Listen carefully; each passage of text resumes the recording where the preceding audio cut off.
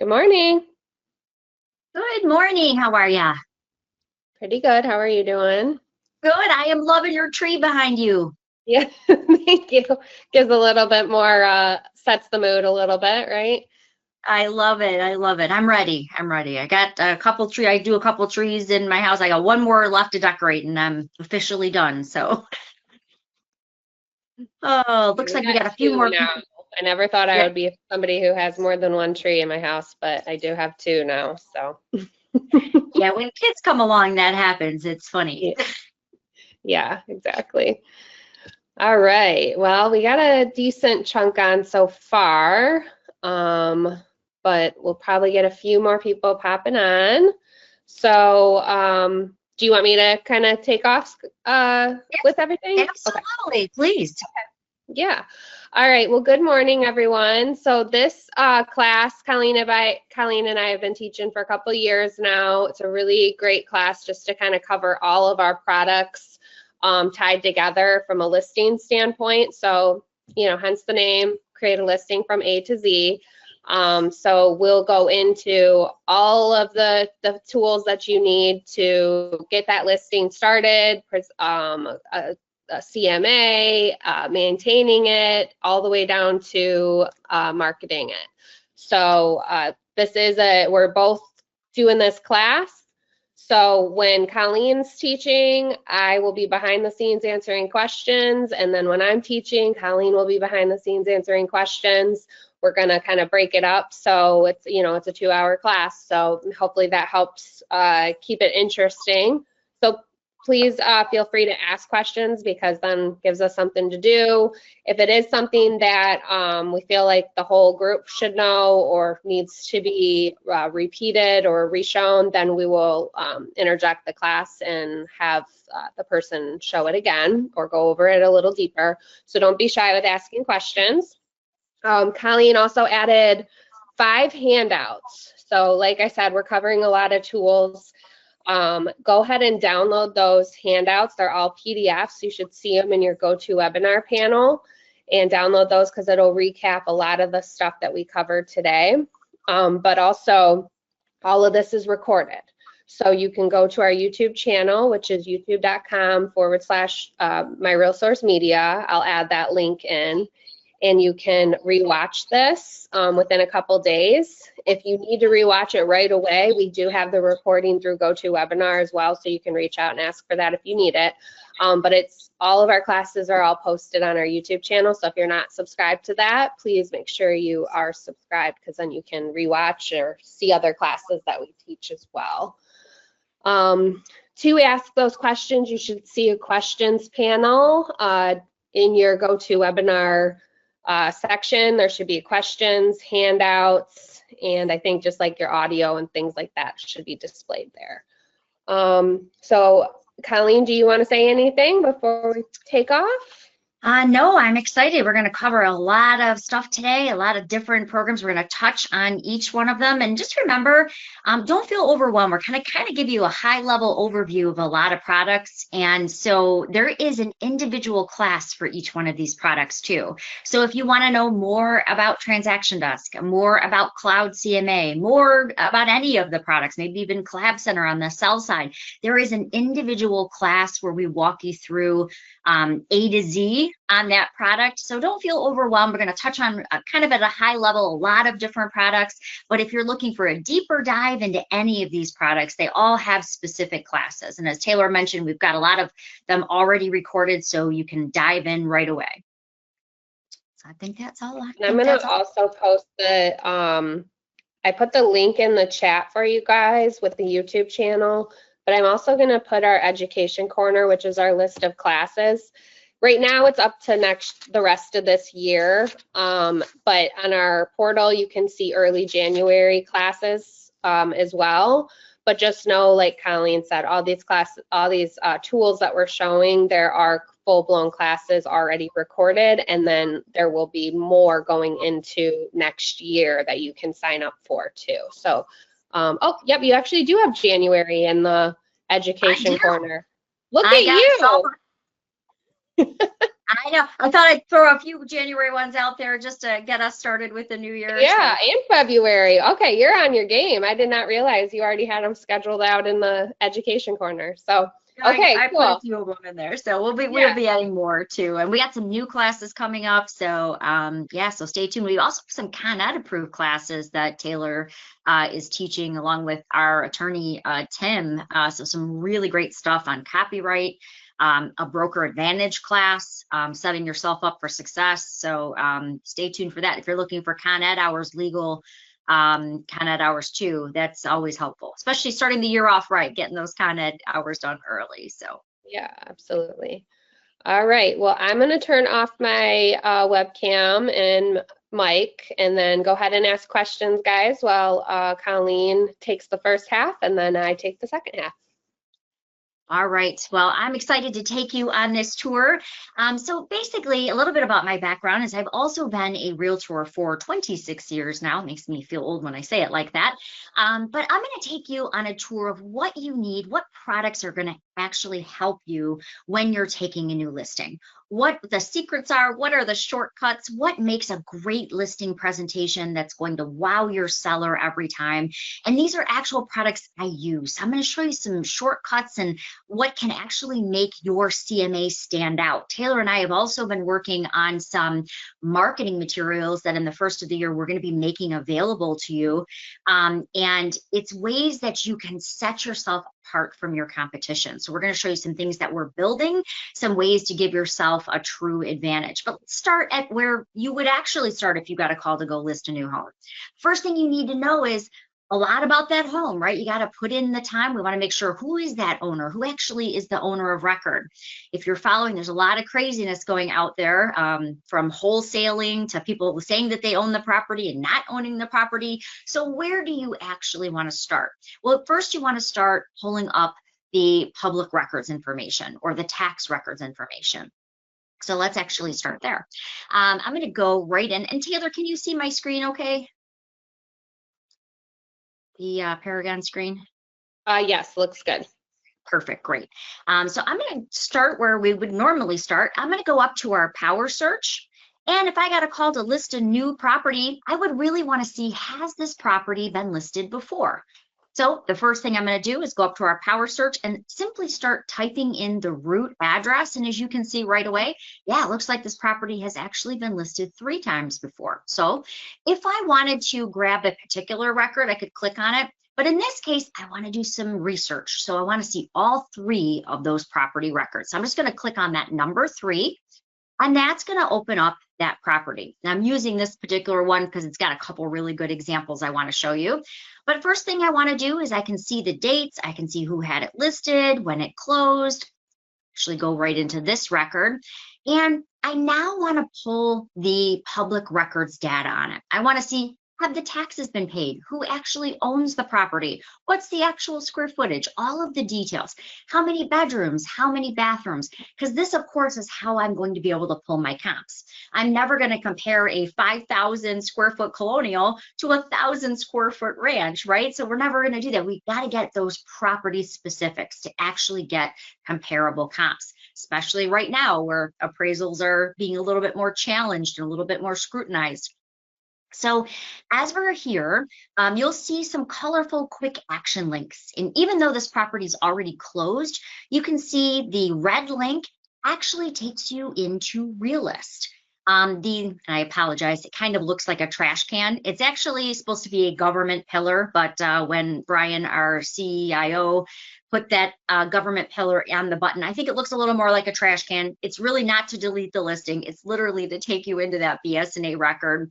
But there's some cool things you should know about BS&A. If you've ever used BS&A, and I know not every MLS out there provides BS&A, I really like having the BS&A record because I want to know what the assessor says about the property.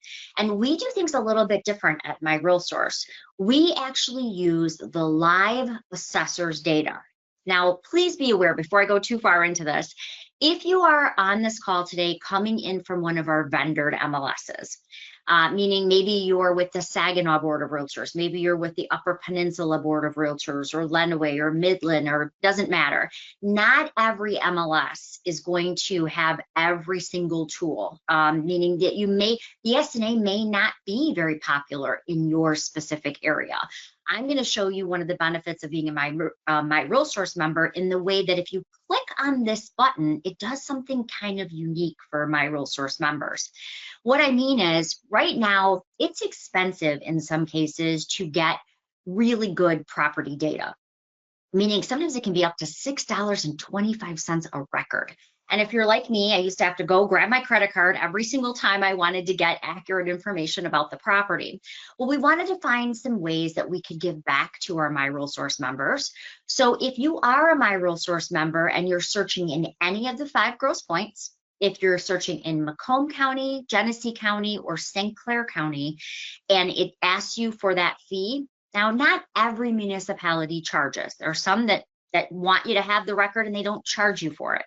But if it does charge you that $6.25, if you're a My RealSource member, we actually get that bill instead of you, and then we pay that on your behalf. So that's really where I want to start. I want to start with that tax information. So I'm going to click on that garbage can looking icon, if you will, and that's going to take me into the live assessor record. Now, other MLSs sometimes use a feed. The problem with using a feed is, excuse me, if you are, let's say you have some unpaid property taxes and you're getting ready to close, you've only got 2 more days, they go down to the assessor's hall, they end up paying those taxes. Well, problem is now you've got to wait for that feed to update. The nice thing about us using the live assessor data is if they paid in the afternoon, my title company within minutes can actually see that it's been paid. So we have a record of that. So I like that we use the faster or the live data versus what other people do, and may take 3 or 4 days to be updated. So right here, there's a couple quick shortcuts I want to show you. When I'm creating my CMA, when I'm coming up with my comps and I'm making this wowing CMA, I want to have a front cover photo. Now, if you're listing a property, let's say that's 2 hours away, you don't want to have to drive all the way there, take a photo, come back, do your CMA, go all the way back. That's kind of a waste of time and resources, right? So there is a photo right here. Now, I am not going to use this photo to market the property at all. I just want to create a front cover for my CMA. So I'm actually going to click on that photo and I'm going to save it so that I can actually use that for my CMA. So I'm just going to save this to my desktop and we'll call it something like today's example. Now, again, this is not a photo you would use in the MLS. As you know, we have rules about stealing people's photos or stealing people's comments or even people's virtual tours, things like that. And the reason is those are copyrighted. And I actually learned this from my friend Taylor, that whoever clicks that shutter, whoever takes that photo owns the copyright to that. So this is not a photo we're going to use to market the property. This is not a photo we're going to use in the MLS. It's just to show our seller when we're doing our CMA, we've done a little homework. We know what the home looks like. We know what the features of the home are. I like to save this entire record. So what I do is I go to where it says print here, and I actually save this as a PDF.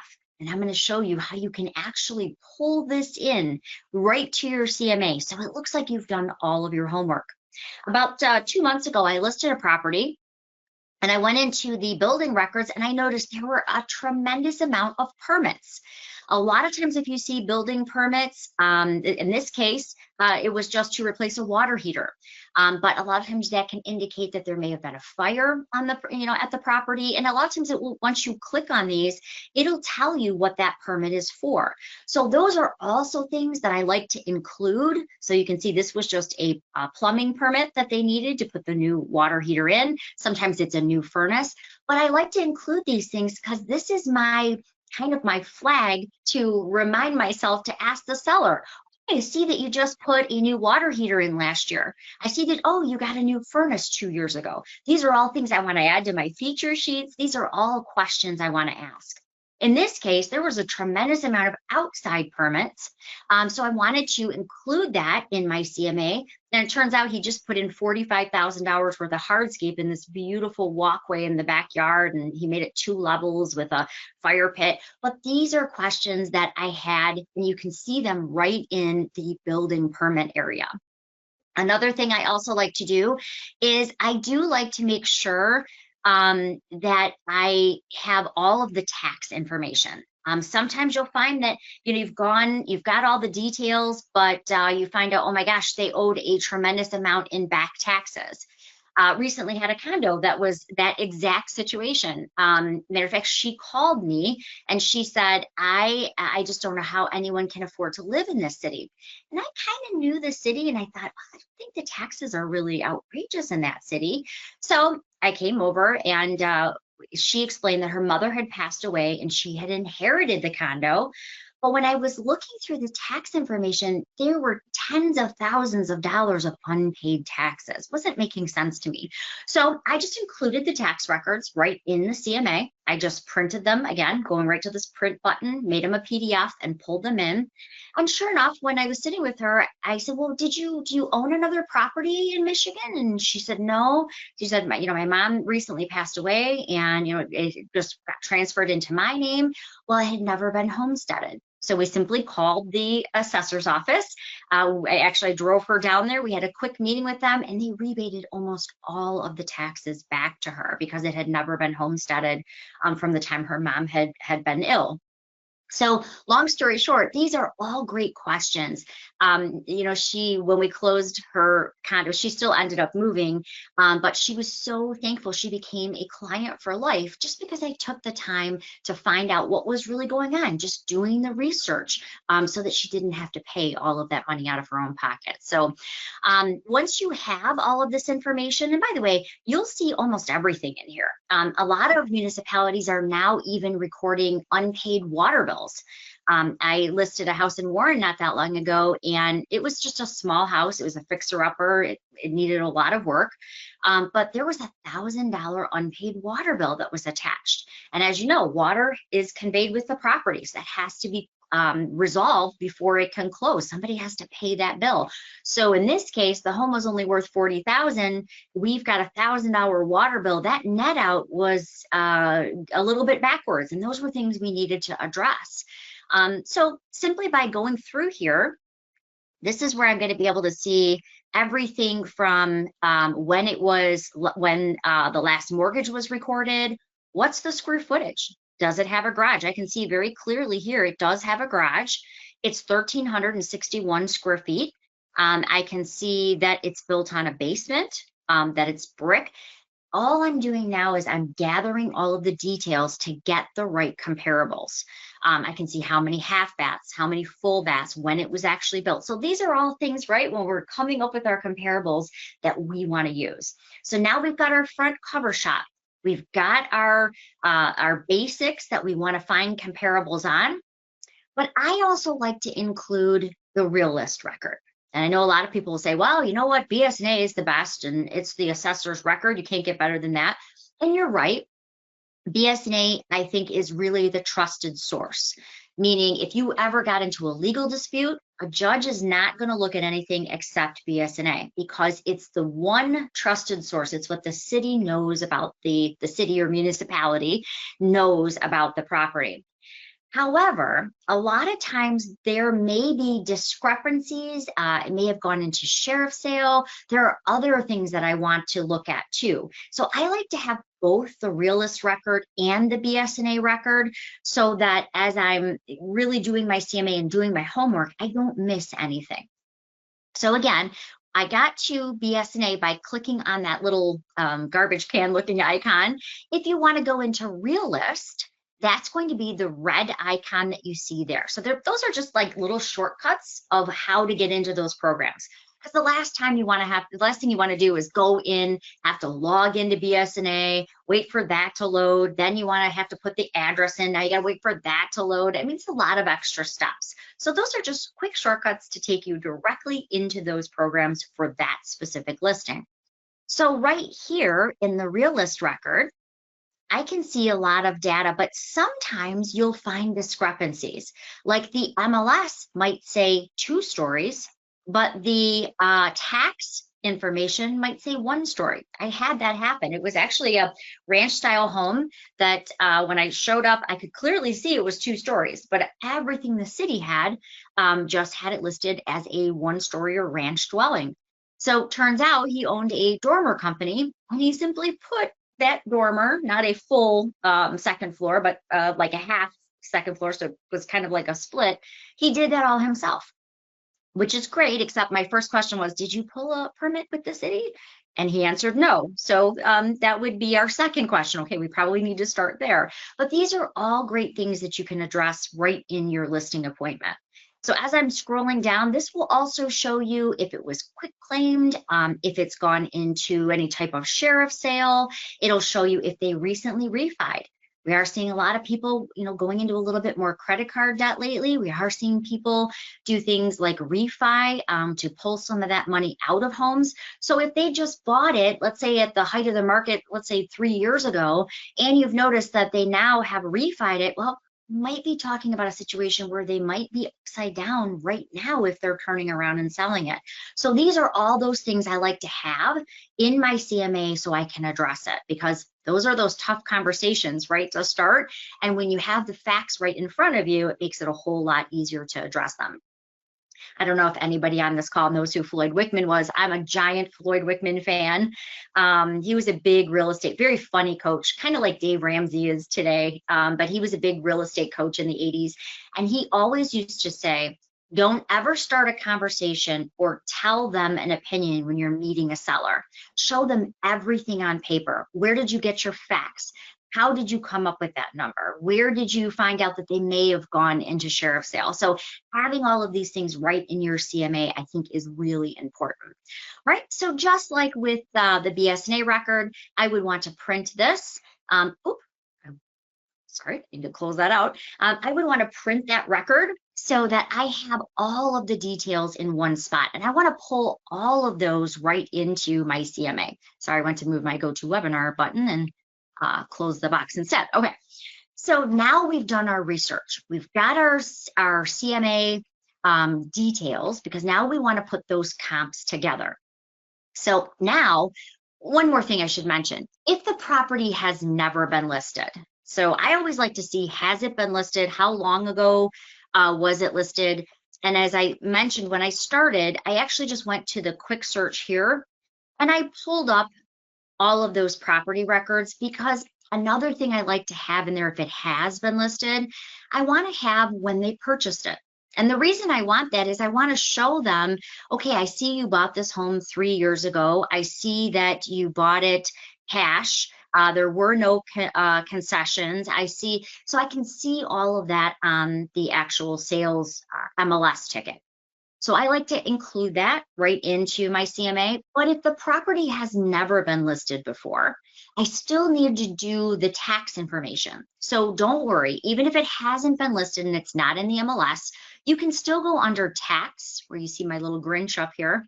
By the way, they have really funny themes. I just changed the winter one today. But if I go up to the little tax button, this is also where you can pull the information from Realist or BS&A. So if it hasn't been listed, it's a couple extra steps. It's a little bit easier when you can go right in through the listing ticket, but you can still pull it, even maybe it's, maybe they've lived there for 40 years and there's just no record. So that's when you would start with the tax button. All right, so now we have our how many bedrooms, how many bathrooms. We've got our listing ticket. We've got our BS&A and Realist record that we're going to incorporate. But now we want to find the right comparables. So again, you're never going to take a 5,000 square foot colonial and compare it to a 1,000 square foot ranch. So let's go in and let's use some of the appraiser guidelines. Lots going on with appraisals right now, but let's use some of the appraisal guidelines to go in and find those right comparables. So the first thing we're going to do is we are going to go to search, where our little Rudolph is here. And this is, by the way, where you can search for anything. You could find your saved property searches. You could find how much inventory you have sold for the last 5 years, or you can search for expireds if you want to call expireds. But in this case, we're going to search for comparables. So all we're going to do is we're going to find If it's a single family home, we're going to search for single family residential homes, right? If it's vacant land, you're going to do that. But in this case, we're going to make it nice and easy, kind of run of the mill. We're going to do a single family search.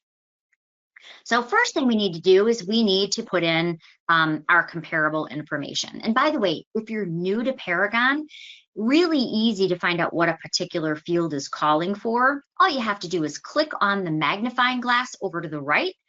It's going to show you. This field just wants to know, are you looking for a single family home, a condo, or a farm? So from here, and by the way, you may see some additional fields in here. You can add and customize and even rearrange where fields are located. I previously was teaching in Detroit and they said, well, Colleen, this is great, but Detroit is too big. We need to be able to break it down better by like zip code. So we simply just added the zip code field and that made it easier for them to search. So under this customize, you can put in whatever field is going to make it easier for you to be able to find a property or properties in your area. All right, so the next thing we want to do is obviously we're looking for sale properties. And I, of course, am going to put in the closed because on a listing, I need to know really the price is what we're looking for here, right? We're finding comps to determine what we're going to price that home at. So closed are most important, but as I mentioned, I'm a big Floyd Wickman fan, and he always used to say, if you were going to sit at somebody's kitchen table, you better know everything in that subdivision that is active because that homeowner does, and they want to know you did your research. So I, of course, want to include all of my actives, and I also want to include my pendings. Now, keep in mind, the number that we're looking for is always coming from the closed. So, but if they ask me a question about Joe Schmagegi 3 doors down, I want to have that in my CMA so I look prepared. The other thing is I want to make sure that I'm doing what an appraiser would do in this market, meaning in this market, an appraiser is still going to go 6 months back. He's not going to go 2 years back to find comps because this is a very different market. We're already seeing some areas really starting to change. And what I mean is, 3 months ago, I listed a home in Macomb Township, and we had 19 showings and 7 over asking offers in 2 days. I listed a home right around the corner just a couple of weeks ago, and gotta tell you, a totally different story. It was tough getting showings on the property. It was an equally beautiful property right around the corner, but we are seeing some markets where we're seeing less showings and we're not, seeing things fly off the shelves quite as much as we were before. In some areas, that's still happening. I'm aware of that. But there are times that we need to be able to put all of the details right in front of those sellers. So of course, I'm going to have the closed, the active, and the pending. And in this market, again, I'm really going to go 6 months back to get that detail. I'm not going to put in any price because that's what I'm really trying to drive. I'm trying to find out what would we price this at. Now, I saw in the details that it was a 3-bedroom home, so I am going to do 3 to 3 to keep it accurate. Sometimes I'll even do 3 and leave it open-ended if I can't find any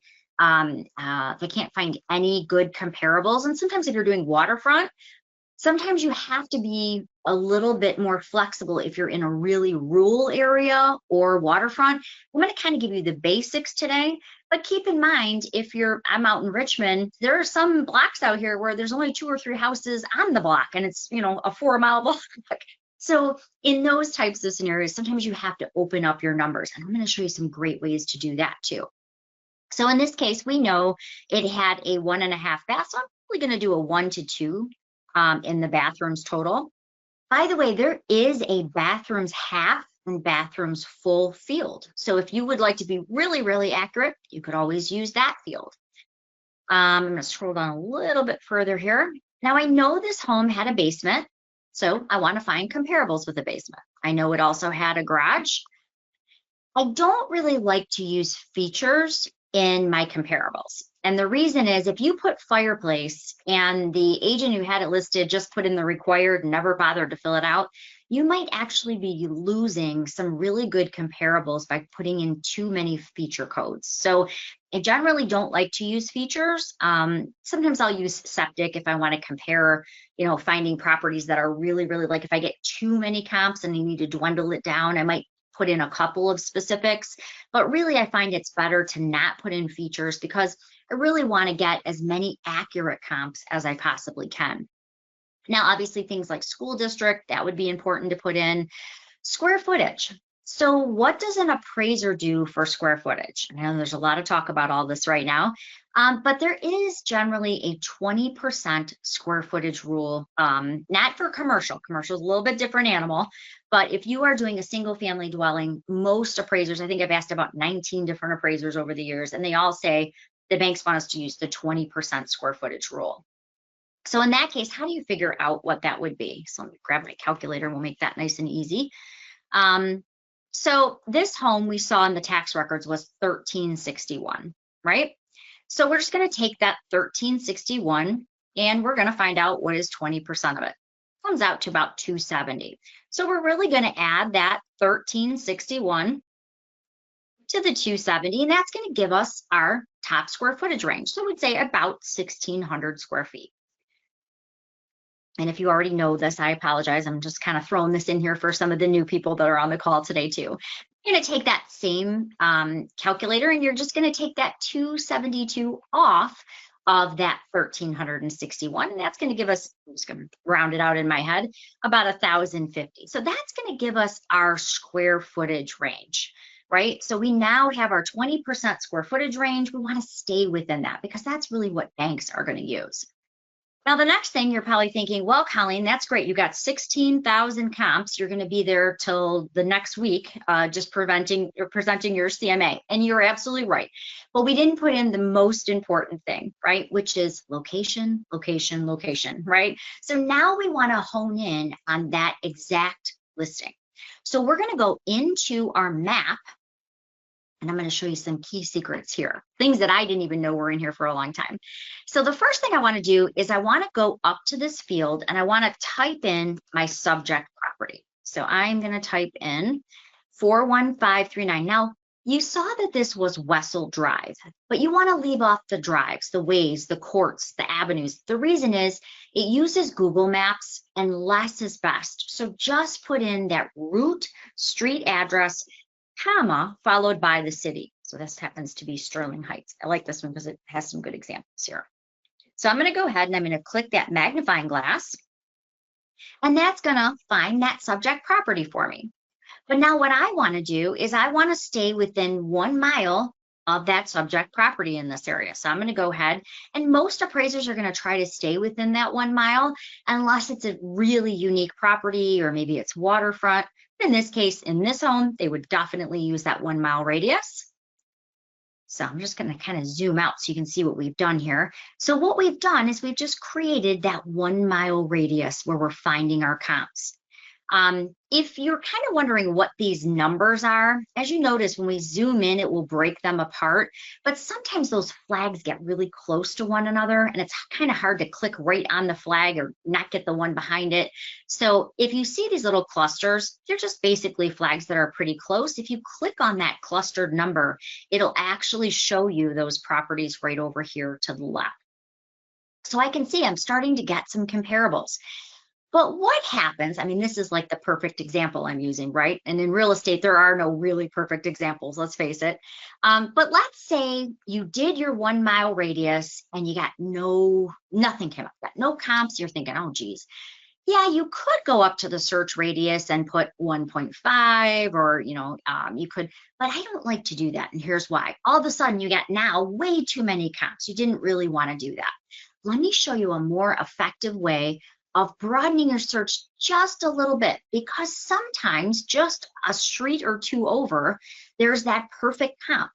So if you made your radius, like I have here, you can go to edit, you can click on the shape, and you see what that did? It actually opened it, so we can actually edit this shape now. So I'm going to say, maybe I just want to pull it open, maybe a street or two more. But let's pretend in our example, we got no comps that popped up here. And look at, just by opening it, a street more, a hair more. I just dragged it open a little bit, picked up 2 additional comps. So sometimes it's just opening it up a little bit. If I would have done 1.5, 1.5 miles, I would have got way too many comps for this example. So keep in mind, if you simply click on the shape, you can drag it open a little bit more or a little bit less. Maybe you got too many. Maybe you want to hone in right to that subdivision. This is a really easy way to do that. When you're ready to close that shape, just click on it again and you're back to your circle. So let's use another example. Let's use Tori. So Tori is, she is on a listing terror. She's listing a bunch of waterfront listings. So good job, Tori. It's a great month for you. We're going to pretend that this happens to be beautiful lakefront property. And Tori on our call today, she has 5 new waterfront listings. And that's great. Except if we include those fancy waterfront listings, that's going to really screw up our CMA because our house is not on the water. It's way back here, about 10 streets from the lake. So how would we set this up? So instead of including all those beautiful new listings that Tori has, we kind of exclude that waterfront area because you don't want to have to go in and deselect 20 listings, right? So let me show you another little trick. And I did not know this was in here for a very long time. So hopefully this will help you too. This is also a great trick if you are working with a buyer who's looking in a large area, but maybe doesn't like one particular area. I have a buyer who likes the Northern Warren area, but he doesn't want to live too close to the tech center because of all the traffic. But I wanted to set his search up so it automatically sent him any new properties in the Collab Center. So this would be another good way to do that too. So one, you could exclude an area where you didn't want to pull in a bunch of comps from the water, or if you have a buyer who you want to set it up and forget it, so it just sort of sends every new property out, this would be a great way to do that. So I'm going to go up to draw, and I kind of prefer the polygon tool. I just like that one the best. And I'm going to say, you know what? I'm really excited for Tori because she's got all these fancy listings, but I really don't want it to have to screw up my CMA. So I'm just going to say, I'm going to exclude that waterfront area. Now you're probably thinking, lady with the fuzzy hair, nothing happened. Well, one more step. You're going to go over to this little blue check, and you're going to change that from includes to excludes. Now what you're going to see is all those really fancy, beautiful waterfront listings that Tori has. Well, we've taken those out, so they're not going to screw up our CMA. We've actually outlined the area that we didn't want to use those waterfront comps. So keep in mind that's there too. Sometimes that's helpful. Like I recently went out to Milford and I'm getting ready to take a new listing there, but half of the sub is older construction, like 1930s traditional ranches. The other half is all brand new construction, and they're $500,000 homes, right? They're not going to be the same price when we're comparing them out. So in that case, I simply just did my radius, and I actually excluded those 1930 style homes from my comp. So I didn't have to go in and deselect a bunch of them. Yes, you could do that by adding in year built too. That's an easy way. But sometimes, especially if they're kind of intertwined in there, it's just a little bit easier if you're using the map and you just exclude that area. Okay, if you ever got something on there and you're like, oh, I want to remove that, don't panic. You can simply click the X and it will take that right off. So as you can see, now we're starting to get all of our comparables floating in. If let's say Tori is getting ready to go list this property, and let's say it's 2 hours away. Tori kind of wants to get a feel of the neighborhood before she sits down with that seller. You can also grab this little yellow Google map. We see him on everything now, but did you know that you can actually tour an entire neighborhood? By the way, your buyers can do this too if they're using the Collab Center, but you can actually grab that little yellow man. You can literally set him in front of the listing you're going on, and I can walk down the entire street. So I can see the neighbor to the left, I can see the neighbor to the right. And what I like about this, and hopefully I can show you, I think it's this way, it'll even show you the exact listing. I don't know if you can see that little pin. Hopefully you can kind of see that right here. This tells me this is the house that we're going on the listing appointment for. So it's actually not only just letting you see the entire neighborhood, so I can get an idea, is it an appreciating neighborhood? Is it a lot of, in this case, it's a lot of little brick ranch homes? By the way, that story I just told you about the second level being added, that was this home right here, which I thought was kind of funny. But anyway, so our subject property is right here, but I'm able to go in and check out the entire neighborhood ahead of time. In case, it might be one of those larger lot subs. Those are really nice things to know ahead. I'm going to go back to my comparables now. So let's take a look and see what we've got. So I've put in my criteria. Now things I would, and I'm not going to put in too much just for the sake of time, because Taylor's going to take you on a lot of great promoting of your listings and social media and a lot of fun stuff coming up. But yes, I would want to include things like structure style, generally. Again, if you're on waterfront, sometimes that can be a little bit more challenging. I would want to include things like school district. That's very important. I would want to include things like year built, if there's, if there's a big range in that particular neighborhood of when the homes were built. Those are all great things that I would want to include in my comparables. But once you've got your comparables, how do you take all of those and make the wowing presentation without having to do a bunch of extra work? That's the key. So what I want to do first is, and I would probably dwindle this down a little bit more by putting in things like the school district and year built. But in this case, the first thing I like to do, because I have a little OCD and this makes me crazy, I like to actually sort. How many closed do I have? I'm looking for on average between 3 and 5 closed properties to tell me what I want to price this home at. So I want to sort these because you can see I also have actives, I also have pendings, I have ABOs. So I want to sort them so that I can make sure I have enough closed. So I'm going to go to this top of the column. I'm just going to click on it, and that's going to sort the ABOs with the ABOs, the closed. Now, again, I would put a little bit more information in here to dwindle this down, but let's say that we've got 7 or 8 comps. I do think that we as the trusted professional should be going through those. Sometimes you'll find a comp that may look like your home, but it needs a tremendous amount of work inside, or maybe, it's got big holes in the wall and needs to be completely redone. A lot of those things that we can only see by going through the comparables too. But in this case, I'm going to say I do want to pull in my actives. Just for the sake of time, I'm going to pretend and grab 3 or 4 here. And down here, I can see there's 2 pending, so I, of course, want to include those. Now, this is where my OCD sort of falls off the mark. I hate when I only have a few things selected, but I still see all of that additional information. So quick way, if you're like me and you just want to see what you're working with, just click this checked button at the top. Now I can see the exact comparables that I'm going to be working at and build my CMA. So how do you get all this great information into a really wowing, show-stopping report? Well, the easy button, but most people don't know it's here. So let me show you. So right up here where it says actions, there is, by the way, there's 2 cloud CMAs, so don't get confused. One cloud CMA is if you were showing these homes, if they were active and you were showing them to a buyer and you wanted to create this really cool buyer tour with, driving directions and place for them to write notes and things like that. That's what the first one is for. But of course, we want the traditional CMA. So we're just going to click on Cloud CMA. And it's going to do all the hard work of taking those MLS numbers and building the report for me. So all I have to do is give it a title. So we would call it Mr. Happy Seller. And I now want to pull things from the tax records about that property. So all I'm going to do is I'm going to start typing in the property address. It's going to quick fill that for you. Here I can see it's 3 bedrooms. I know that it had 1.5 baths, so I could make that adjustment.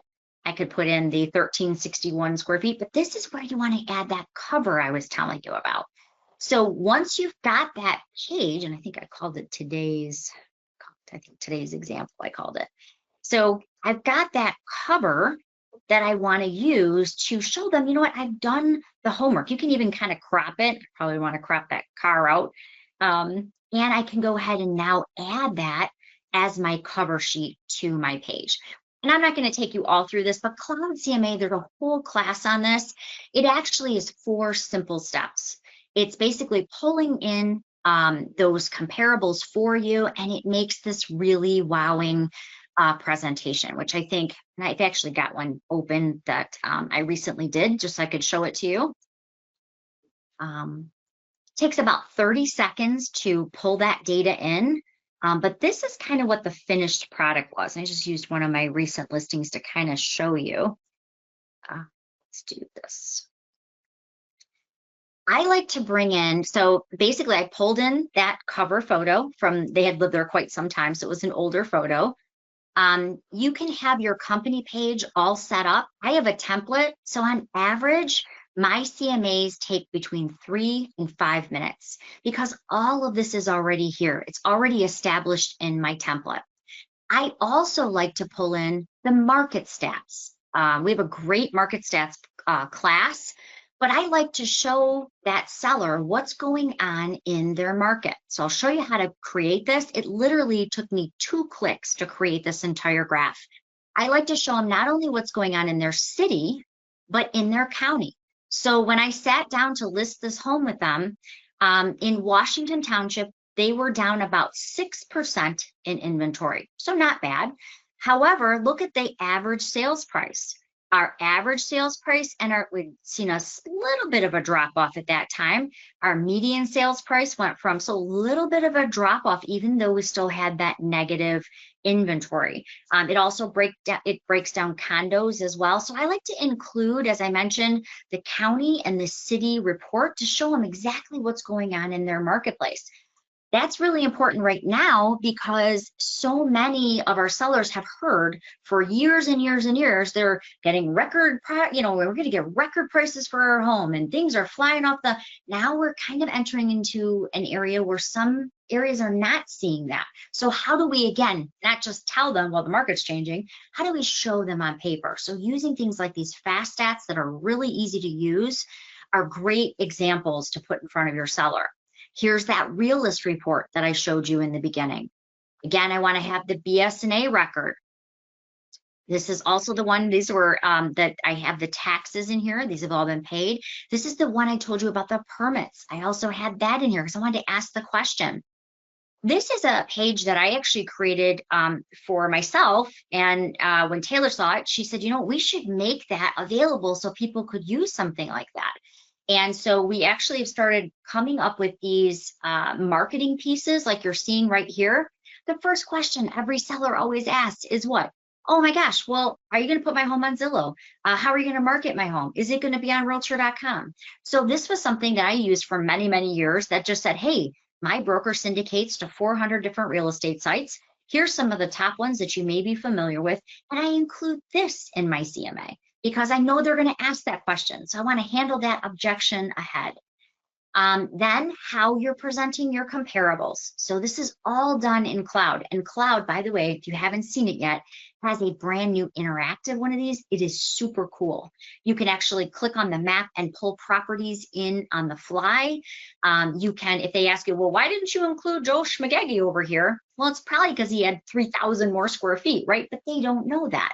But you can actually pull up properties on the fly while you're sitting with your seller and have those conversations. So it does some pretty cool things. It also allows you to pull up those interior photos. So if they say, yeah, but Joe Fumagalli over there have a finished basement, I'm able to actually address that. You can, they have a bunch of pre-written marketing pieces you can use. They also even have things like this showing what the breakdown is. That time when I listed this home, the average was 8 days on the market, and they were getting 101% of their list price. So these are really nice, easy to understand and easy to read for the sellers.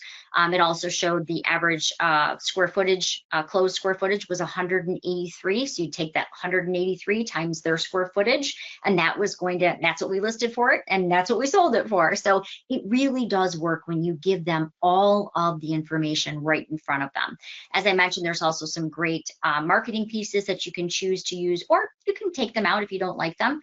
I don't like too much in there. I don't want it to be like a 60-page CMA. I just want it to be kind of short and sweet. Here's what you need to know. Here's what the average price per square foot closed is. Here's how long I think it's going to take. And then here is our suggested price range.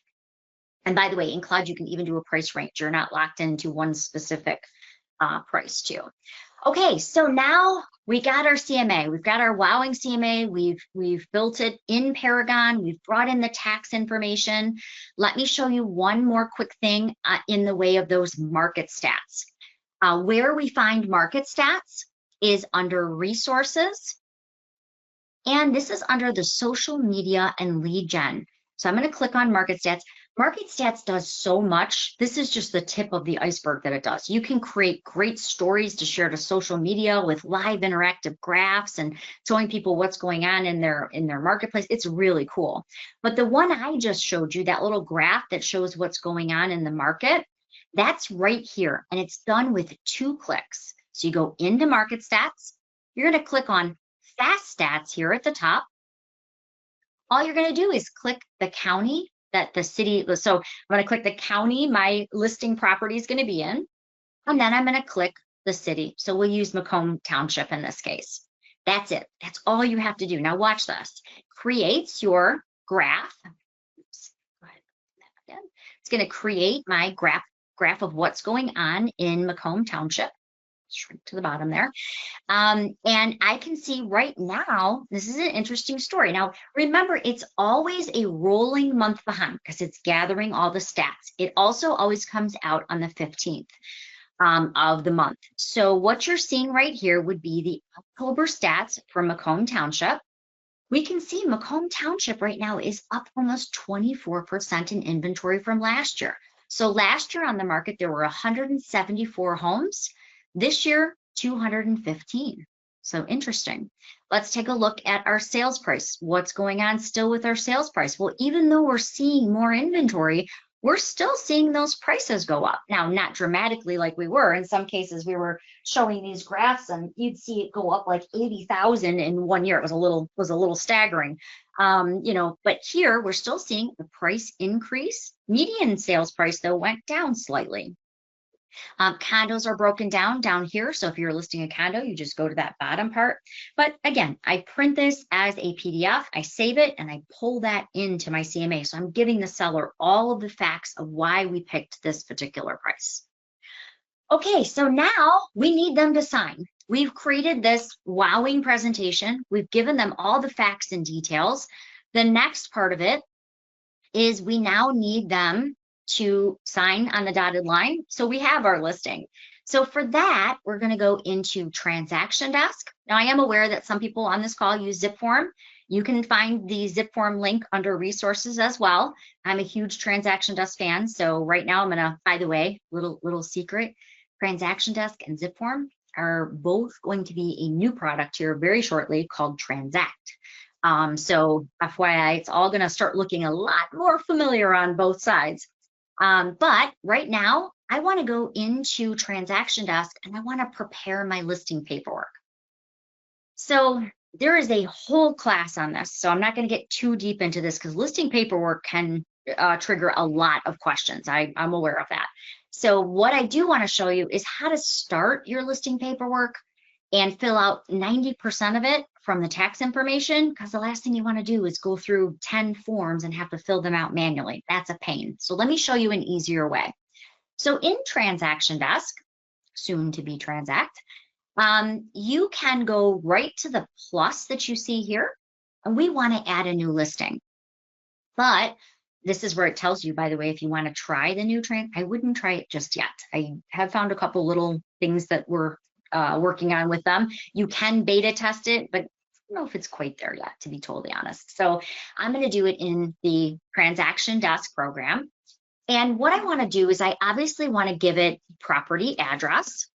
Now, some people tell me, well, Colleen, you know what? I like to do it under the client name.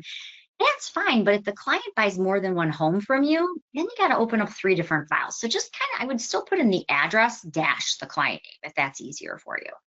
The key to making this fast and easy, by the way, is having your form packets all set up. If I'm going to take a new listing, I do not want to hunt down the 14 forms my company requires. I just want to apply my listing packet. That's got all the forms I need. So in this case, I now want to pull the data though. Now, I don't want to pull it from the MLS because if it was listed before, I don't want to trust that that agent put everything in correctly, because let's face it, sometimes that does not happen, if you know what I mean. So I want to go in and I actually want to pull it from the tax records. So there's a little trick to doing this. So I'm going to say I want to pull in from Realist, the tax record. But I'm not going to go look up a bunch of information like the tax ID and a bunch of that. That would defeat the purpose, right? So I'm going to slide over to this little magnifying glass, but I'm only going to put in 3 pieces of information. I promise if you fill this all out, it's going to error almost every time. And the reason is tax records are really, really specific.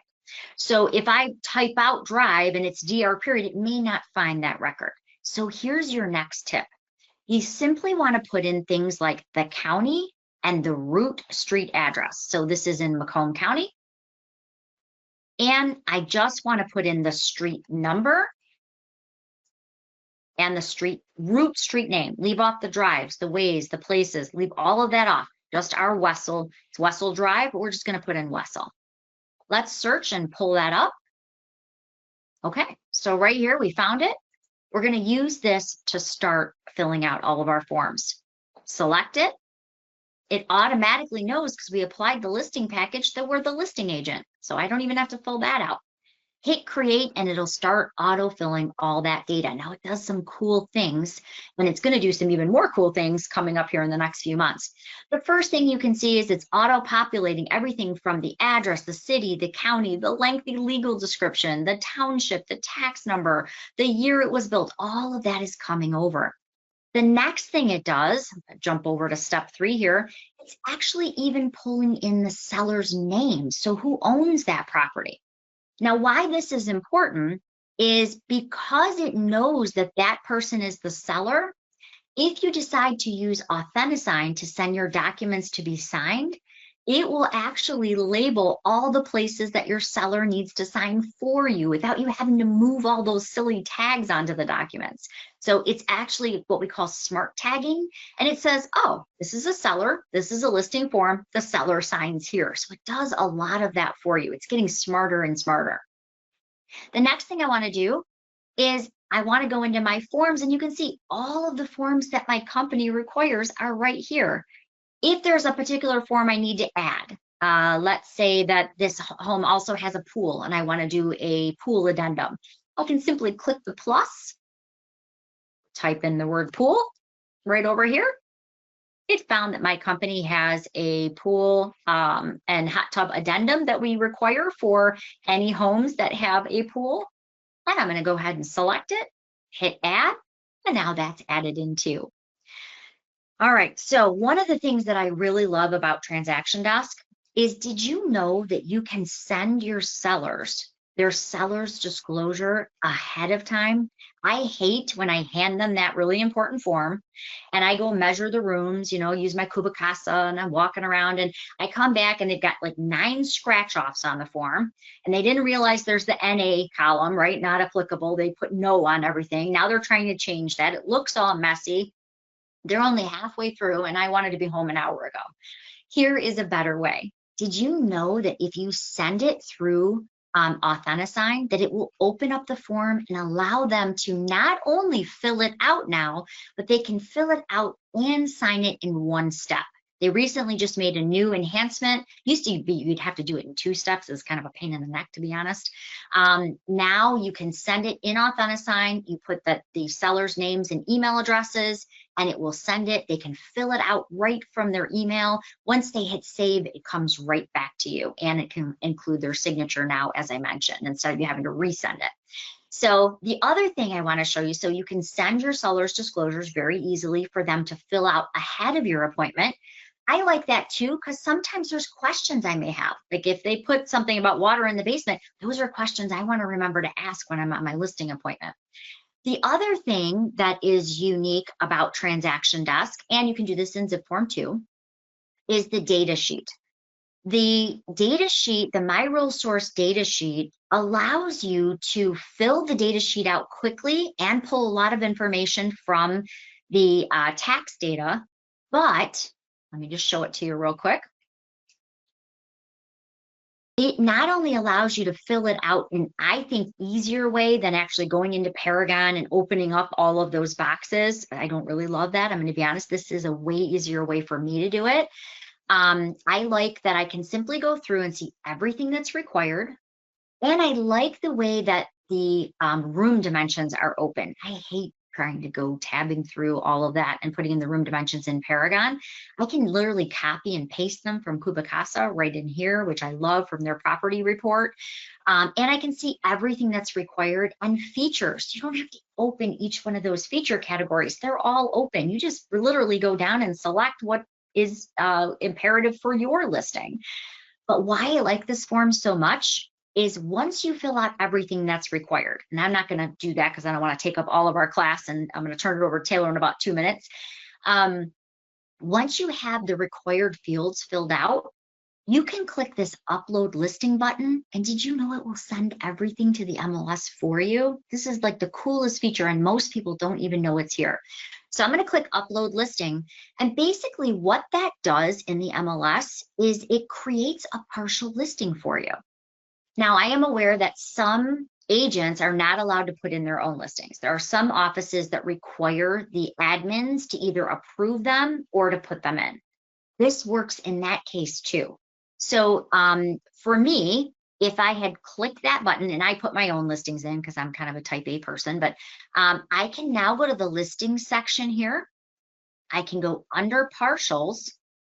And if you are an office admin, so let's pretend it's the office admin who's putting in the listings or has to review the listings, let's say, the office admin can see all partial listings for the office. So in this case, there's a Colleen at my office. If she was in charge of going in and approving the remarks, making sure there wasn't anything about commission or compensation or whatever, in there, she can actually click on that partial.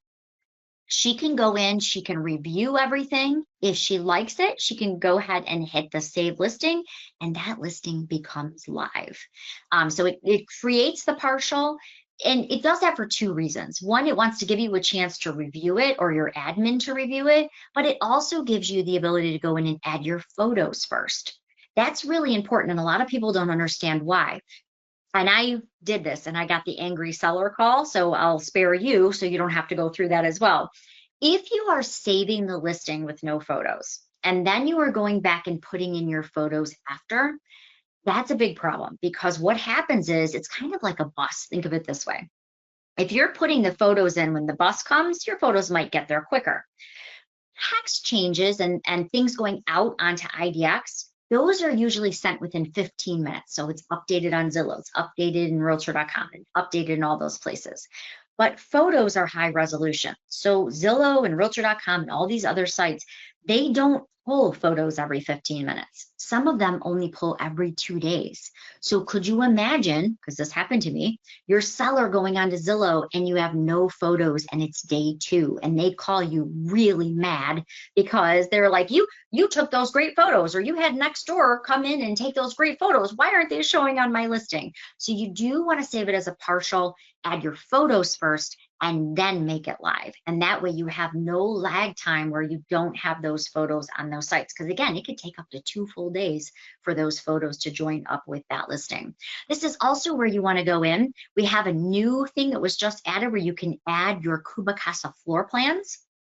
And you can also add your seller's disclosure and lead-based paint documents. You're going to do all of that from here. So if I want to add my seller's disclosure, very simple. I'm going to click on add. By the way, something that was just released last week is if your buyers are using the Collab Center. I'm a big fan. They all knew Collab Center. It just came out about 2 months ago. Everything has changed. It looks awesome. Your sellers can, your buyers can now see things like condo rules and regs, homeowner association documents. They can see the seller's disclosures and lead-based paint, not only from my RealSource listings, but all the listings, whether they're coming in from GMAR, whether they're coming in from RealComp, they are now visible under documents. Now, you're probably thinking, well, what's the benefit of that? Well, one, it's nice when they're looking and they have a little dog and they're looking for a condo that they can have a little dog. That's always a benefit. The other true benefit is They can't see those on Zillow. They can't see those on Realtor.com. So you are giving them more information than they can see on these other IDX sites. About time, right? I mean, we as the trusted professional should be able to give them more than they can see on these other sites. So those are all true advantages. If you haven't checked out the new Collaboration Center, definitely take a look at that. But I think that is everything on my list. I'm going to turn it over to Taylor. I think I did pretty good, only 5 minutes late, Taylor. So I'm going to turn it over. You're good. All right. There was a question about room dimensions, Yes. where they can find room dimensions. I don't know if you want to mention a little bit more about Cubicasa and the room dimension feature, or Sure. might be, you know, at least some multiple options for them to cover. Great question. So you could put the room dimensions, as I mentioned, right into Paragon, and Cubicasa has a new feature called the property report. And if you have not used Cubicasa, it is truly one of my favorite programs. It is a free floor planning app that you literally can walk through your listing, and it will measure the rooms, it'll measure the square footage. And they do have some upsells, but they have what they call Pro, which gives you the property report, interactive hotspots. For $12, I can make a interactive floor plan, and I get a property report with all of the room measurements laid out for me. So I literally can copy and paste them into Paragon, which I really like. Now, I prefer to do it on the data sheet, as I mentioned before, instead of, tab. You could do it directly in here. I just like the data sheet because I think it's a little bit easier when it's all open like this, and you can literally just copy and paste the measurements in, but it's just your preference. You could do them from here. So that's Cubicasa's property report that you can paste from, and you can add them directly into Paragon, or again, you can put them in the data sheet, and this is sort of my preference. I find this easier. All right, any other questions? Nope. All right, I'm going to kick this over to you then. All right.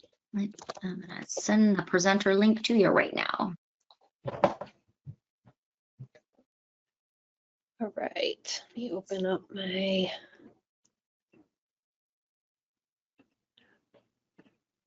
All right, you should be seeing Paragon. I see it. Okay. All right, well, I want to kind of take off where Colleen left off with the partial and all of that. Is my camera, there we go. Can you see me now? Oh, let me turn me off here. There we go. I am not, hold on, let me move my screens because sometimes you're hidden behind stuff. Yeah. That never used to happen, but I have noticed it more and more as of late. So, no, I don't. There we go. Oh, I almost did. Am I back? No? Okay. Hang on one second. I tried just showing my browser instead, but I think it's just easier for me just to share my whole screen. So let's go in and do that. Okay. All right.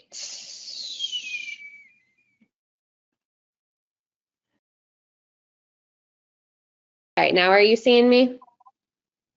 Let me see again if I am not seeing you. Okay, well, I'll just turn it off just in case then. You know what? Oh, wait, yep, wait, I did. Go ahead and turn it on one more time. It made you really, really small, but I see you now. Okay, yes, I see you now.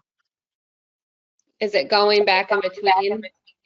Nope, it looks good. You look great now. Okay. All right.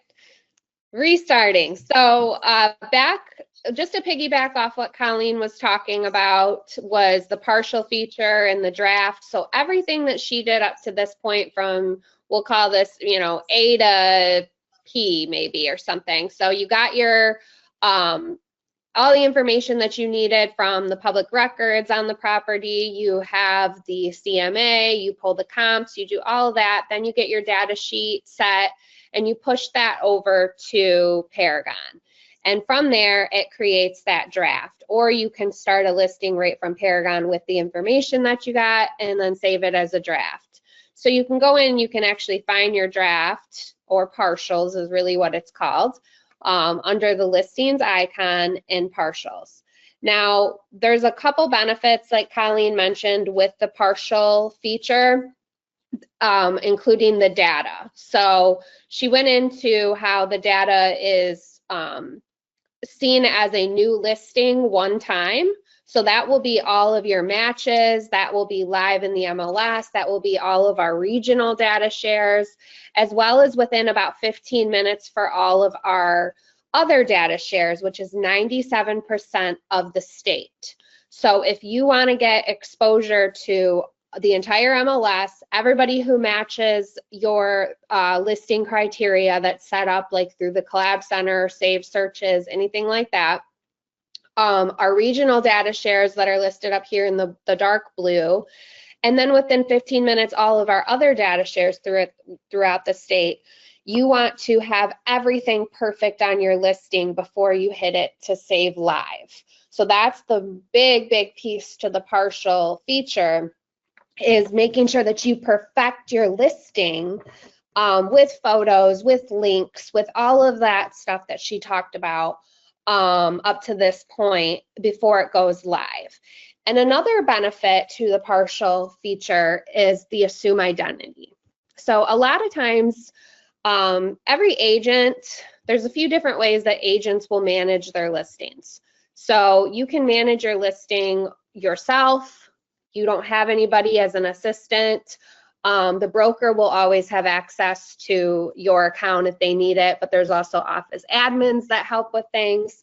So, for example, if I was Colleen's assistant or part of her team, or I was the office admin, I have my own login that's set up, and now I can go in as Colleen if I want and help manage her listing. And it's going to be in there hanging out as a partial while I help work on the listing for her before it goes live.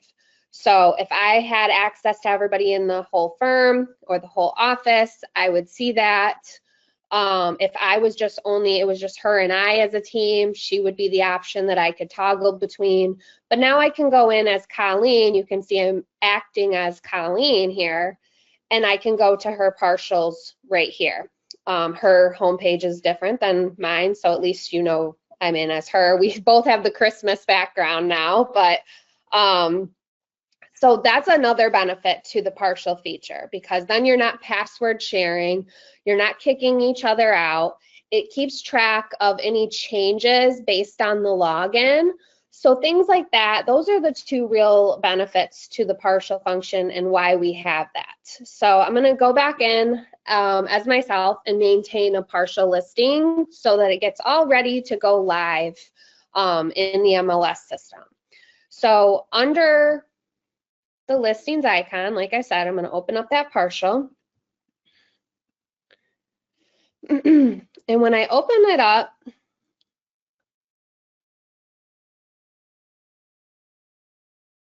are all these different sections really laid out nicely. It's also broken up into different categories or boxes that you can minimize and close, so it's not so daunting. It's not having to load all these pages every single time and you got to go back. No, I really like this input interface, because now everything that was on my data sheet that I had populated or filled out and pushed over, all the required fields, many of them will already be there populated. So I can just simply tab through any of them that are not that were not on the data sheet that I want to add, or any that were not populated that I'm going in and I'm tabbing through. So I don't have to click around manually with my mouse. I open up each container and I can go in and I can edit this, all the data fields for the listing right here under the maintain listing. If that's all I get to today, or I only get to half of this today and I'm going to come back tomorrow and finalize it, all I have to do is hit this little save button with a little floppy disk. And if I hit save as a partial, it's just going to update what I already did.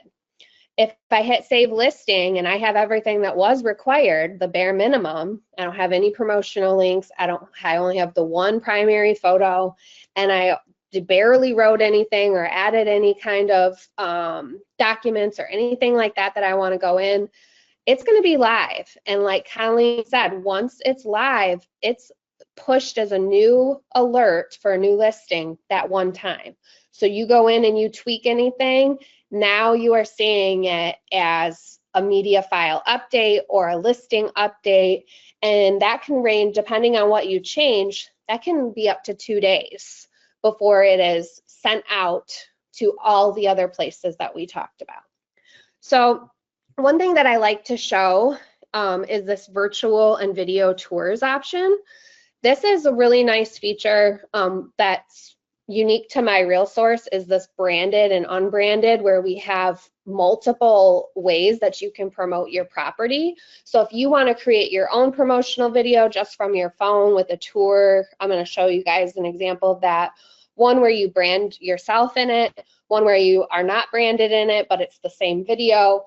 That can go out on your listing ticket, that can go out on all the syndication sites, all of that where they're branded. And then the ones that are unbranded will go out on everything that's more universal, like the IDX sites, within the MLS system, Collaboration Center, things like that, where it's just going to be a promotional link where they can learn more about the property, depending on what you do.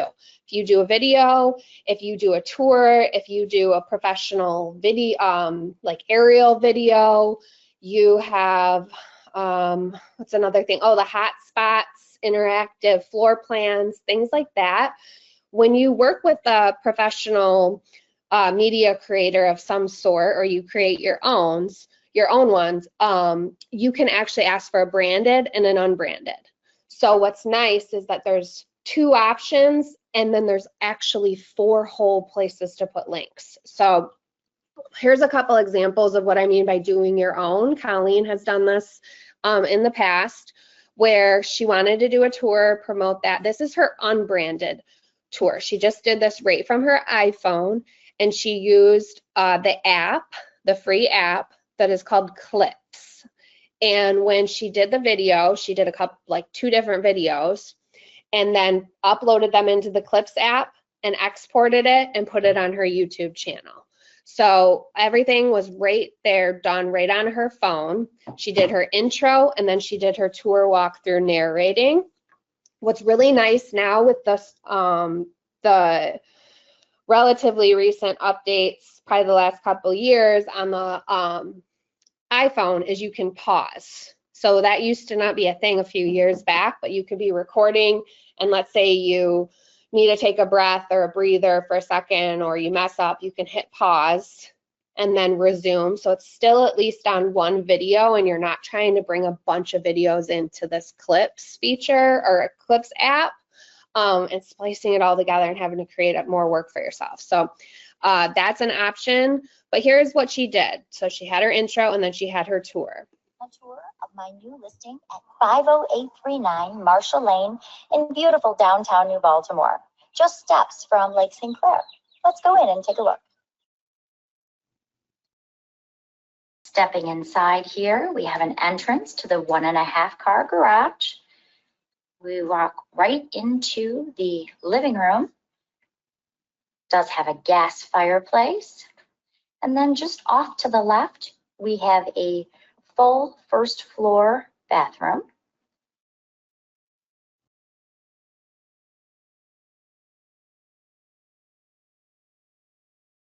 And then just over here, we have a dining room just off the kitchen. So this is an example of using unbranded. She just mentioned the address, and that was it.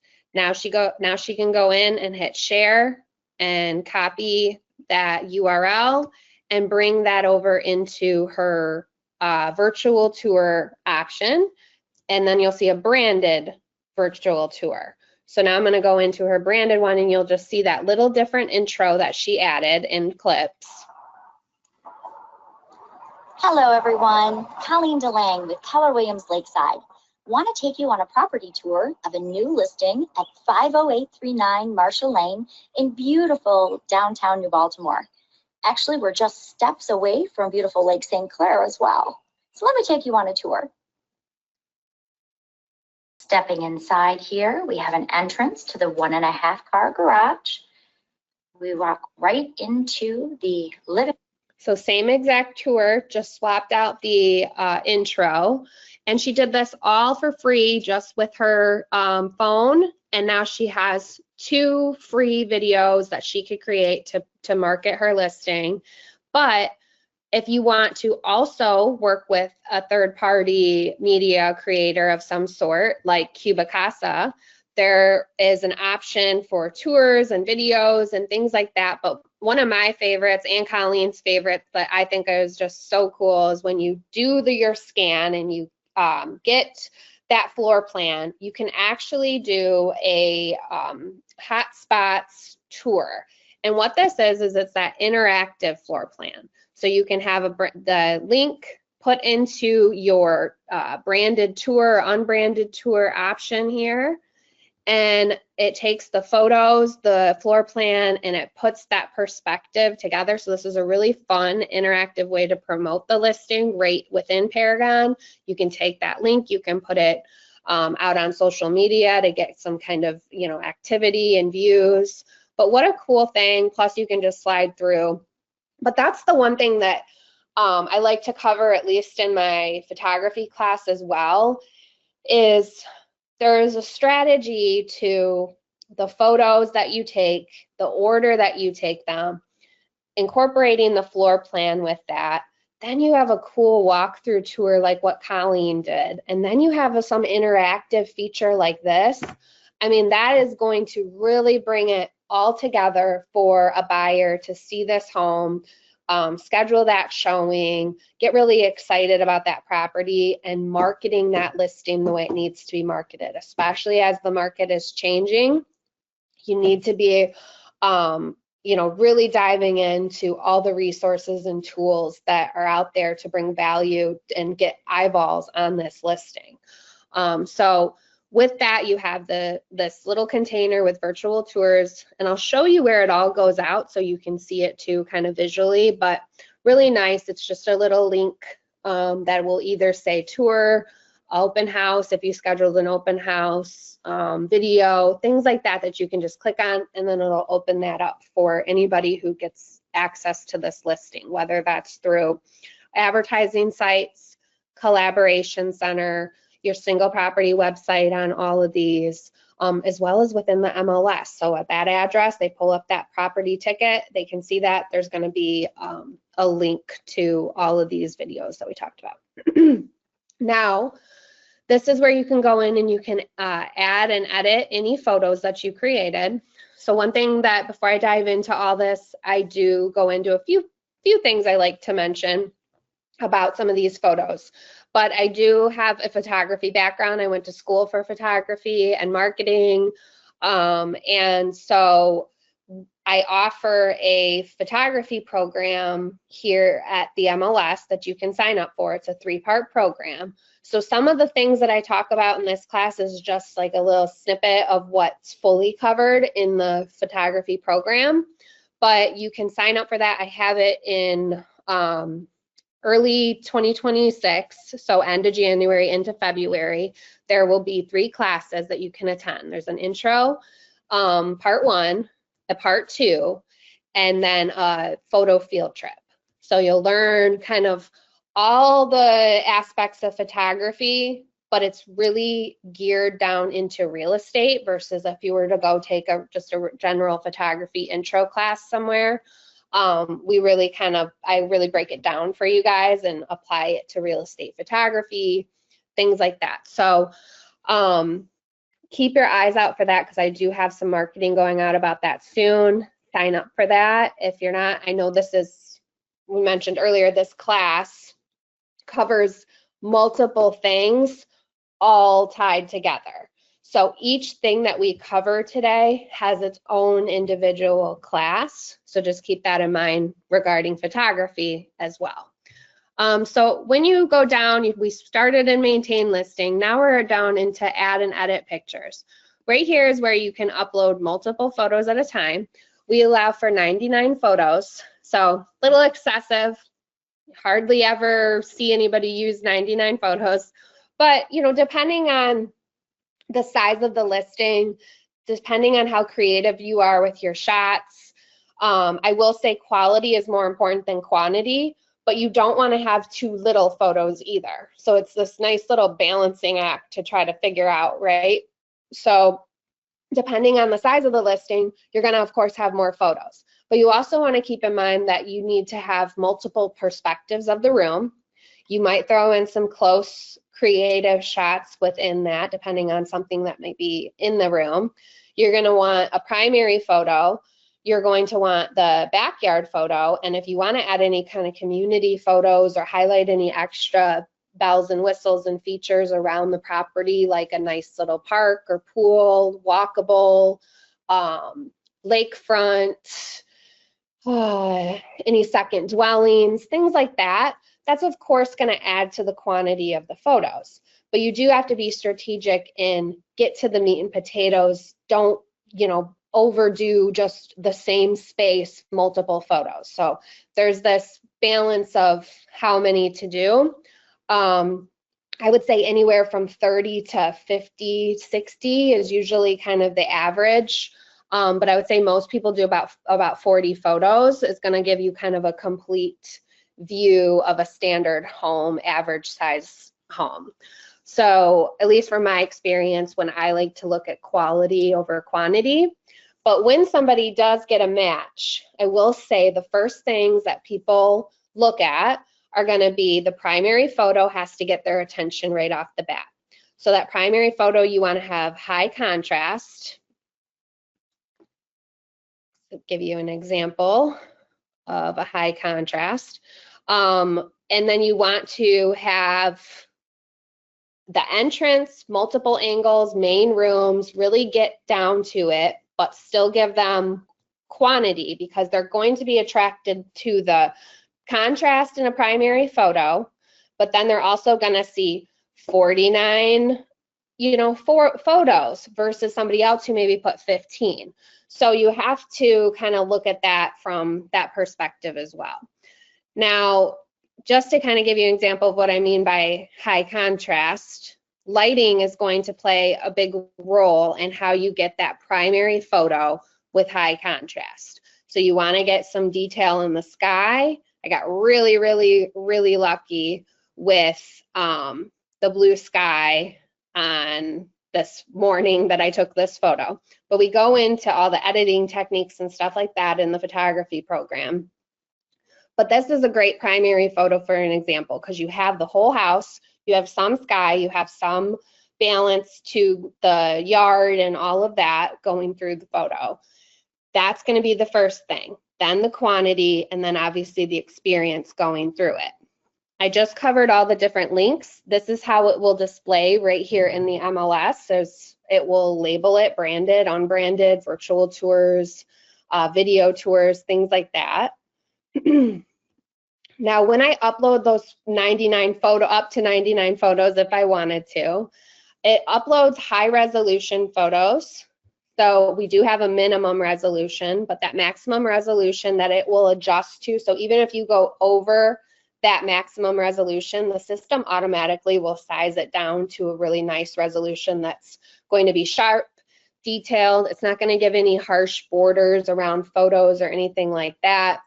And it's going to load quickly though too. So when somebody is going from photo to photo on their mobile device or on their browser, it's not loading a photo really slow because it's too high of a res.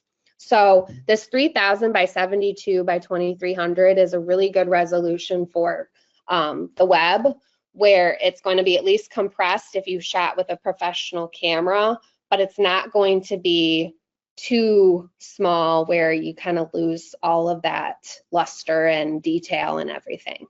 The minimum that we accept, so if your photo, if you're trying to put some thumbnail in, it's not going to allow that. You need to at least have 6,000 or 640 by 480 resolution on your photo. So it will alert you if your quality is not good enough. Now, when you upload the photos, it's going to upload it in an order based on either the number of the photos. So let's say you just got a brand new disk on or little memory card in your camera. it's going to put it in the order that they were taken. If you did it on your phone, it's also going to go by the date and the time, things like that. Now, if you have it labeled, you already put them on your computer and you have them labeled like I did for each room, it's going to put it in alphabetical order. So when you go in, that might not be the way that you want the experience to be when they're going through the listing. So what's really nice is you can simply just drag and drop, add any photos that you need to, and once you have it in the order that you would like, you can now hit this little red icon or little red pen. You can change the orientation, you can crop if you need to.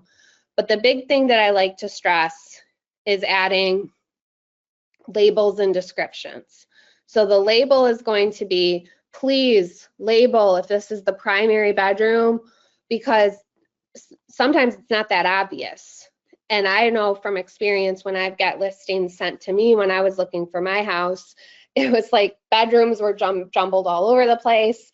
Basement photos were jumbled within the main level. I got confused what bathroom was kind of near the bedroom. It was just very frustrating, and this was years ago, but I think having the floor plans has really helped. I think people knowing kind of a suggested order is really good, but labeling is such an easy way to also clarify anything about the property. And then look at the description as a way that you're bringing value to your seller. You're going to entice more buyers, but it's a way that you can kind of just have a little discussion about the property and features of the property that might be sort of buried within fields of the listing or overlooked when they're just kind of skimming the photos. You know, highlight the value of having a mudroom. Highlight little things like the soft closed counters and, you know, the deep sinks and things like that that really bring value. The circular driveway I made sure to point out in my description. Great for entertaining, things like that. So go in, you can write up those up to 255 characters on every single photo. Do a lot of agents do that? Not necessarily. We usually get a label and maybe a sentence or two, and we're like really happy with that. So just kind of consider implementing that as part of your workflow when you are adding your photos and marketing your listing. Now, some suggested orders of your photos that I don't want to spend too much time because this is more, you know, a lot of the photography class, but just to kind of give you a start, if you just have like a listing appointment this week or something and you can't, you know, don't want to wait until the photography class in January, what I would recommend, besides all the other stuff I said about quantity and all that, is you want to have that primary photo. If there is something that's really valuable about the property right at the beginning, that you want them to know it's on the lake, it has a second dwelling, it has a lot of property, things like that. You can save a lot of that for the end, but maybe give one little teaser. So you have your primary photo showing the whole house, not just a little bit of the front of the home, okay? Then you're gonna want that teaser if it's necessary. Then you're gonna follow it with the floor plan, kind of setting the scene. And then you're gonna decide what entrance. So if it comes in from the garage right to the kitchen or mudroom similar to this, you're just gonna go in through the front door, the foyer, things like that, you decide. But those photos following that have to kind of make sense from the entrance that you chose. So you're gonna wanna then go in, do a couple different angles. I was obsessed with this mudroom, so I probably did a little bit too many photos of it, but I loved it. Now you can see from the photo, the kitchen, right? So I didn't go jumping right to the living room. I'm gonna show the main spaces, a couple different angles, because this angle, you're missing the double ovens, but I'm able to show the whole complete floor plan. Got the double ovens, you can see the pretty backsplash. Now I do a creative close-up shot. I'll teach you guys how to do that in the photography program with your camera and with your phone. Some professional techniques that photographers and designers and everybody uses. I cover all of that. and then go in and just kind of do that complete main level if it's a 2-story, for example. And then once you've completed all the main spaces, you're going to then do the primary. Let me get up here, hang on one second. Then you're going to do the primary bedroom. So if it's on the main level, fine. If it's a ranch, that's fine. But just kind of complete the living areas, move to the primary bedroom, then the second biggest bedroom. The bathrooms should follow the bedroom that pairs or is closest to that bedroom. So like I said, sometimes you see them jumping around and you're like, wait a second, I didn't think that bathroom was part of, you know, this bedroom, or this was part of the primary bedroom or anything like that. So consider that. Then you're going to conclude with like the basement, the garage, the backyard, any kind of additional benefits of, you know, that property, community, things like that, and close it out. So it's really easy to actually give a good quantity of photos while still being, you know, strategic in the amount and the photos that you chose. So it can really add up quickly without being too many photos of the same thing. Okay.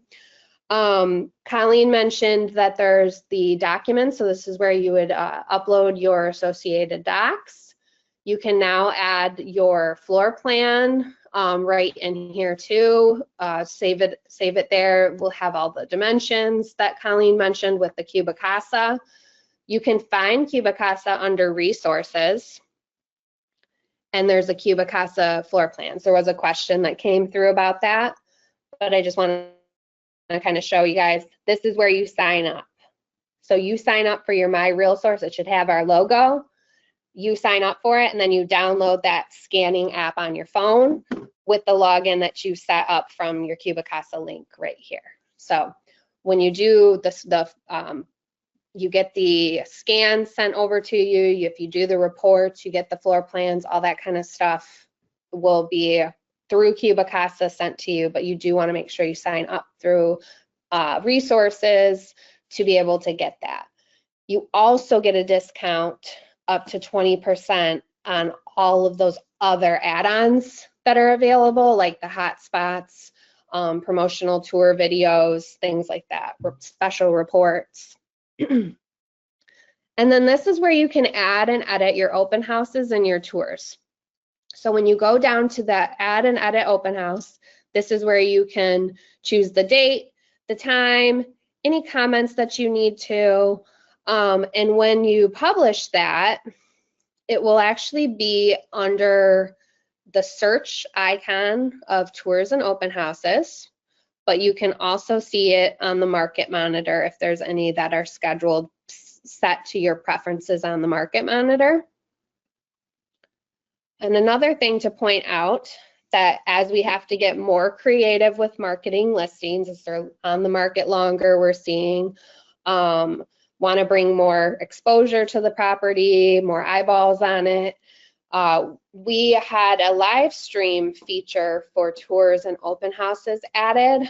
We added this many years ago during shelter in place, and it kind of became, it was kind of popular, and then it sort of leveled out. And now I think with being more strategic with your marketing, the live stream might be a really cool thing to do once in a while, as well as depending on your client and how they want, you know, you to market their listing. But you can actually choose the live stream, schedule a live on Facebook if you would like, or through a third party like Zoom or Google, all of those, GoToWebinar or GoToMeetings. There's all these different platforms that you can use. But honestly, just as simple as using a Facebook event, create that event, that date, that time, and then put that link in here.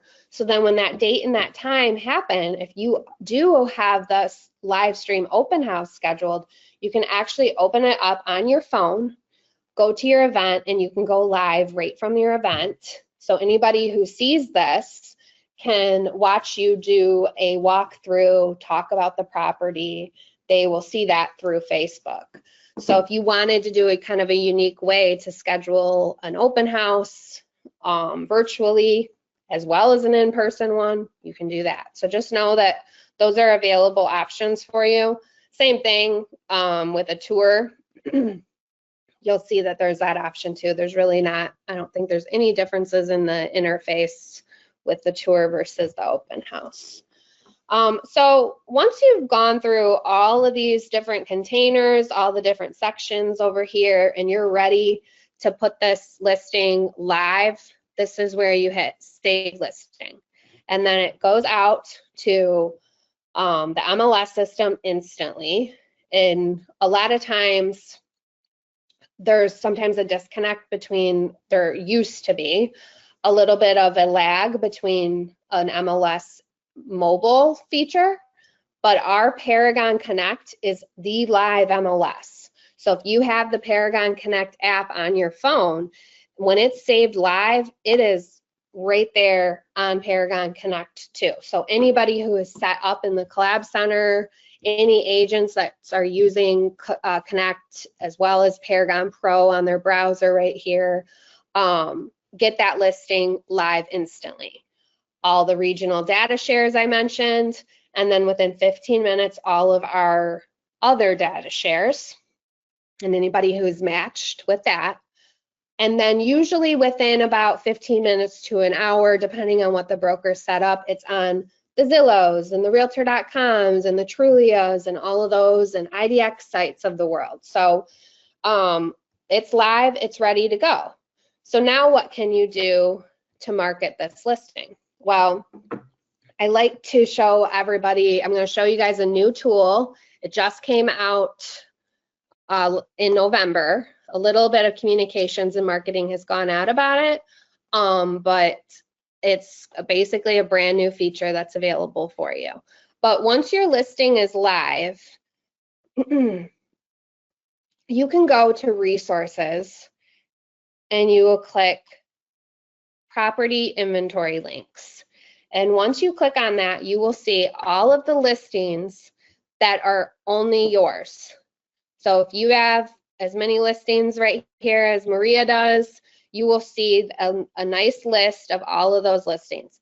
Now, once you open that listing, you have your own custom, our custom single property website that we designed that is, my opinion, a lot nicer looking than a lot of these advertising sites and what's available where people just are so excited that the listing is now live and they want to get it out on social media and they want to send it and show their client and all of this.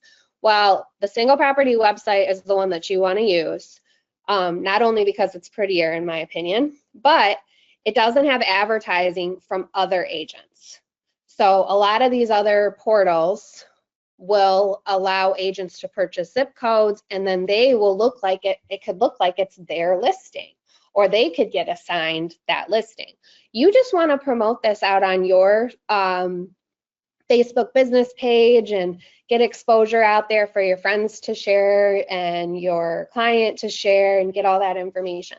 So you do not have to worry about any competitive listings. You do not have to worry about any agents. It's only this property's information. It's really nice icon based, not too busy. All the details about the property that are relevant to the public remarks and such. There's also the lead capture contact form, your branding from a photo, logo, and all of that is pulled right from Paragon. So really there's nothing extra that you have to do here. And then any of your other listings. So if you have any active listings or if you've just sold a listing in the last 3 months, then that will also be available, anything pending. So you have a nice little display of, kind of what you've been working on. If you don't have any other listings, it's just going to show the current one down here. And now once you have this, they can request a showing. They can see the gallery view of the photos. Those really high resolution, beautiful photos come over. Now, if there were captions and descriptions added to this, they would show up right at the bottom and they would be transparent. I need to find one that actually has a description, but and it goes up and down It does not take over the photo.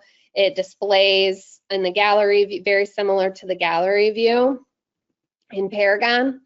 So if you actually take the time to add labels and descriptions, it's worth it because it goes to all of these places. It's not just held within the MLS. It's on all the places I've talked about.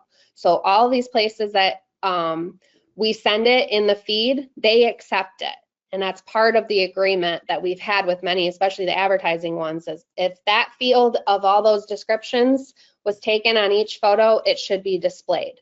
So it's not going to go to waste. That effort is not going to go to waste. It's everywhere that we send data to, they receive that information. Now, when you want to share this, oh, I closed out on Facebook. 1 second.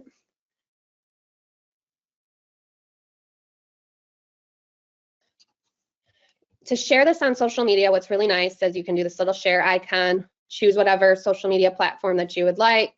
But I'm just going to copy and paste that over, and then I can add it to either, if I have a business page, I can toggle to my business page, and I can simply paste that in. What's really nice is it loads a large primary photo. Many of you guys have probably seen, sometimes people just share a listing report from different MLS systems or advertising sites, and they have just this little teeny tiny thumbnail and little font that you can barely read.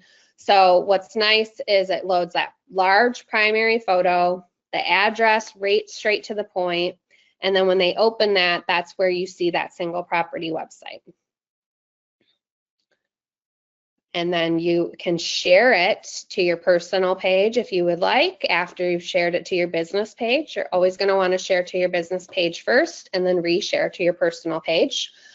Because there's a lot of value to a business page from ads and analytics and things like that, but also it's part of your terms. When you agreed to create your Facebook account, guess what was in all that fine print that nobody reads? Making sure that if you do anything for commercial gain, you put it on a business page. So you can share it to a personal page, but just always have the original source coming from the business page. And recommend having at least 3 sentences, maybe more, highlighting, getting that attention grabbing sentence, a little feature about the home, why they should care, and then a call to action.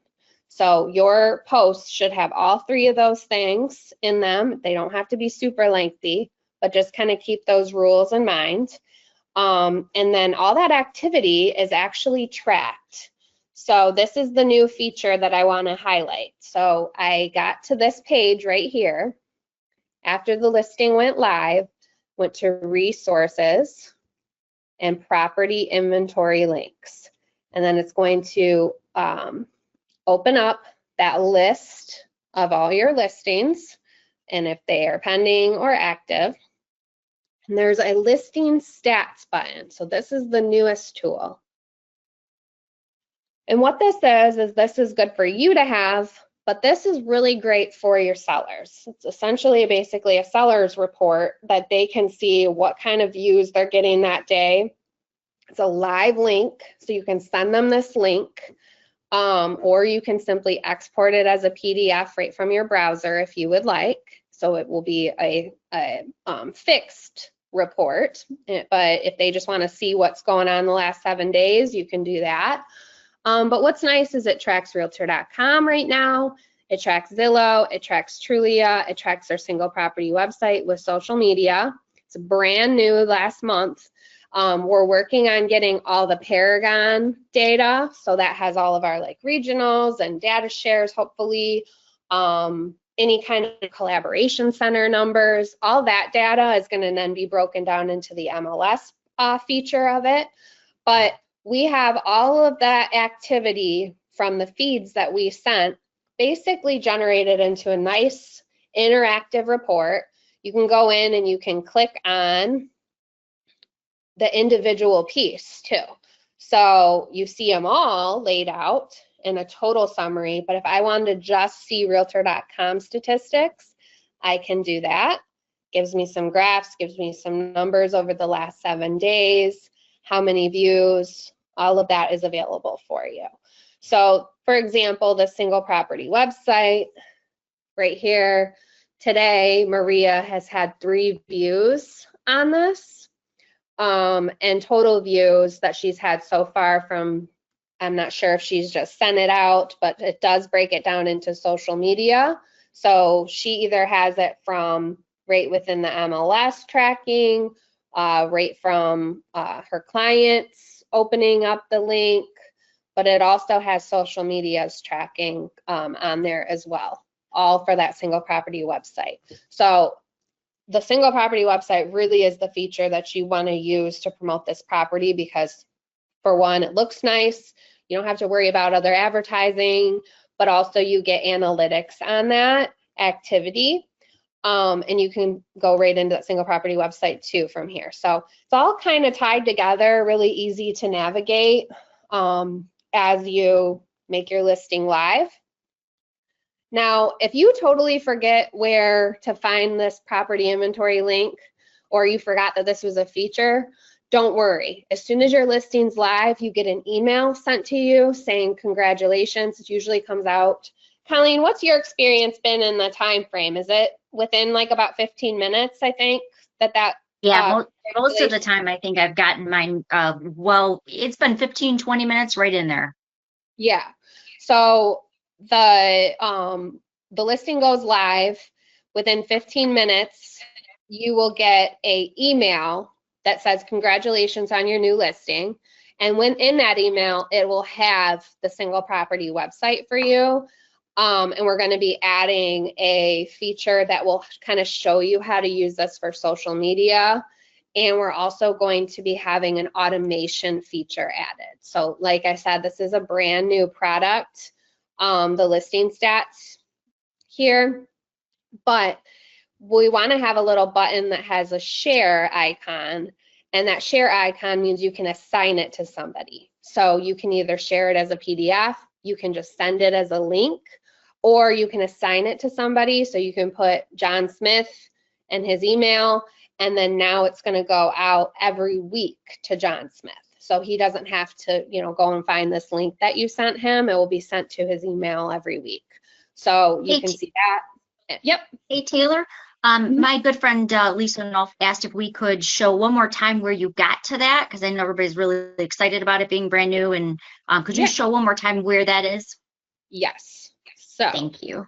Once your listing is live, Lisa, you can go into resources, and then under social media lead gen, you'll see property inventory links. So when you open that up, I don't have any listings because I'm not an agent, but here's what it will look like if you were an agent. I'm in as Maria here. You'll have a list of all of the properties. And then when you click on the address is what opens the single property website.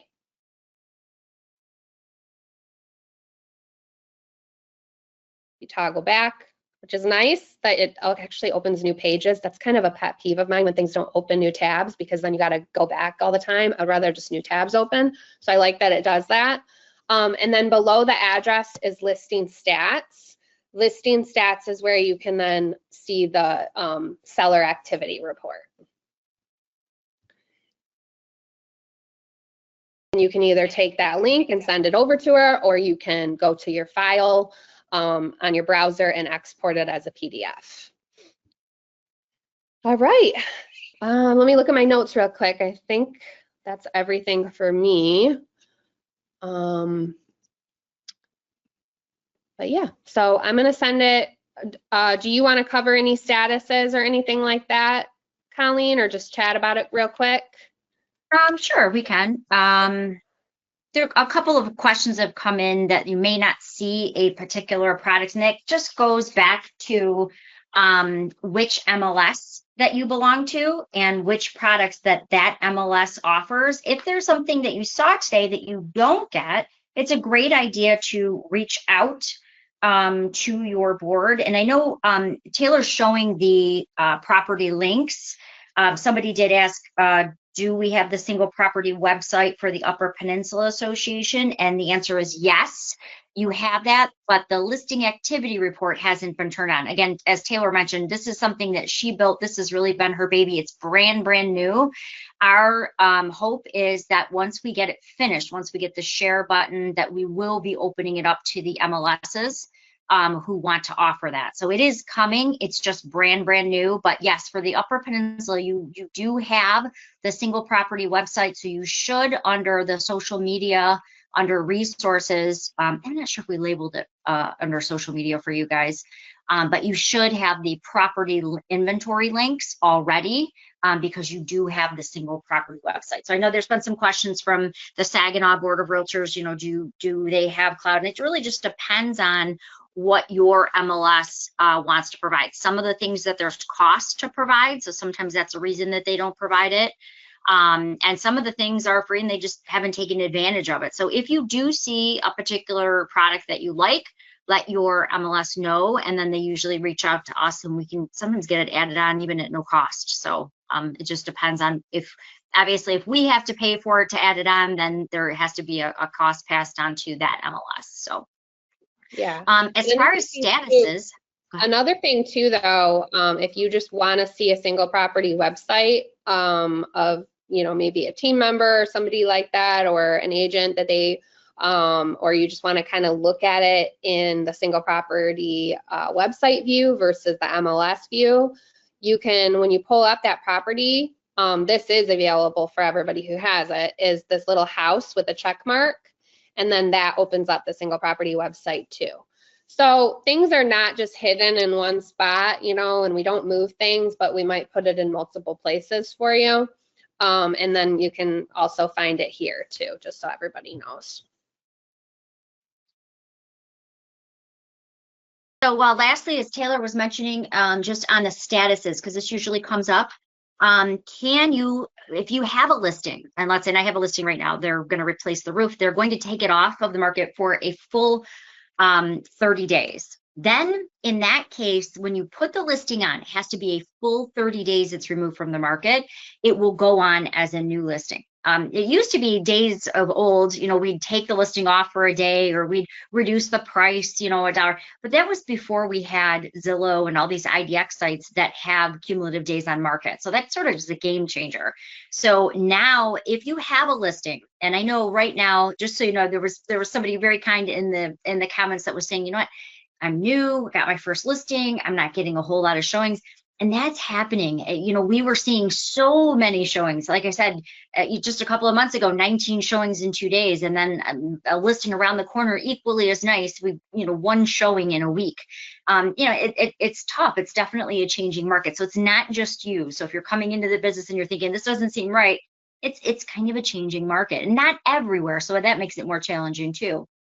So if you do have a listing that isn't getting a lot of activity, and you know, you're like, geez, you know, how do I refresh that listing? How do I make it new again? It does have to actually go off of the market for a full 30 days. Then when you put it back on, it does get a new MLS number, and that's what creates those 0 out cumulative days on market.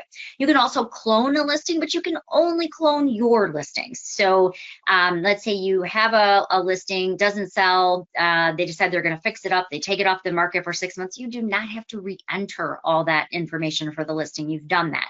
You can simply go to that listing in the maintenance area, and you can actually clone that listing. Just make sure you're only cloning yours. You're not stealing anyone else's photos or anyone else's copyrighted material.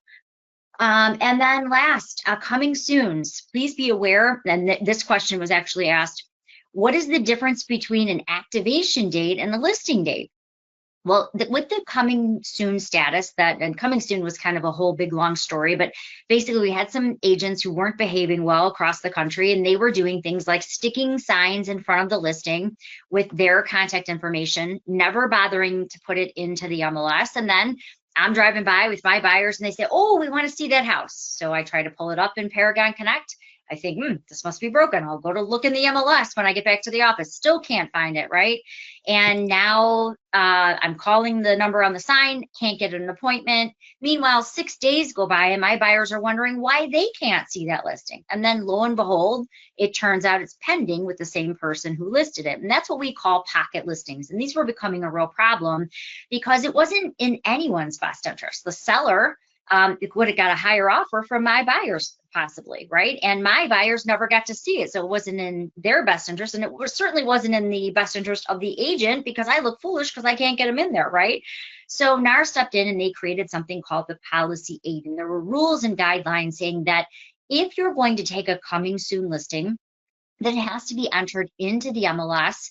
And different MLSs have different policies on this. Our rule at My Real Source is it does have to be put into the MLS within 1 business day. And it can be, and that activation date can be up to 7 days. Now, there are other MLSs on this call that they have a different policy. It can only be 5 days. So it really does depend on your particular MLS and what the time periods are. However, the rules remain the same. In the coming soon status, no one can show that property until the activation date. Not the listing agent, not the listing brokerage, not someone on your team, and not the seller. It is one of those statuses that basically allows you to market it, but it can't be shown until that activation date. Activation dates, as I mentioned, can change from MLS to MLS. Ours here at My Real Source is it cannot be more than 7 days. It can be less, could be 2, could be 3. And it cannot be relisted as a coming soon. It's a one-time shot. That's all you get. And that coming soon has to have an activation. Every coming soon has to have an activation date, and that is the date that it is available for showings. Our rule is that automatically on day 8, if you haven't marked it active, we automatically flip it to the active status because it cannot go past that 7-day period. Otherwise, there's problems. So those are the statuses you want to be aware of. I don't think I missed anything. I think we had a lot of really great questions, and it's always fun when we get to show new things. So anything else you can think of, Taylor? No, yeah, good question. Excited to finally share this listing report. This is the first time I know it on a class, so. Awesome. It looks really good. And I think it's once we get that share too, where you can automatically set it up to automatically go to your seller and show them, especially in this market where we're not seeing as many showings. I think it's really nice when you can say, hey, I'm getting a lot of eyes on this house. I've got 20,000 eyes that have come in from Zillow or Realtor.com. And so it definitely shows we're doing a great job with the marketing. It's just that, it is a challenging market right now, just getting people in the doors. So, and again, not in all places, and hopefully we'll have a hot, exciting spring. We'll see. So yeah, yep. And like I said, it's all kind of changing, or not changing, but more things are coming to this. So it's a brand new tool. There was a question about vacant land. Vacant land currently is not part of the listing stats, but it is on the next phase with the share and the Paragon data and all that kind of stuff. So hopefully we can do it all in the same phase, but they will be in different phases given it's a totally brand new developed product. Awesome. And Nadia, congratulations on your listing. Thank you everybody for the great questions. Don't forget this recording will be available. I should have it done by the end of the day today. And you can also find future classes as well as the class recording again under resources under the education section. So great job, Taylor. You too. Thank you. All right, another one in the books. Hope to see you on the future classes, everybody. All right, have a good one, everyone. Bye-bye.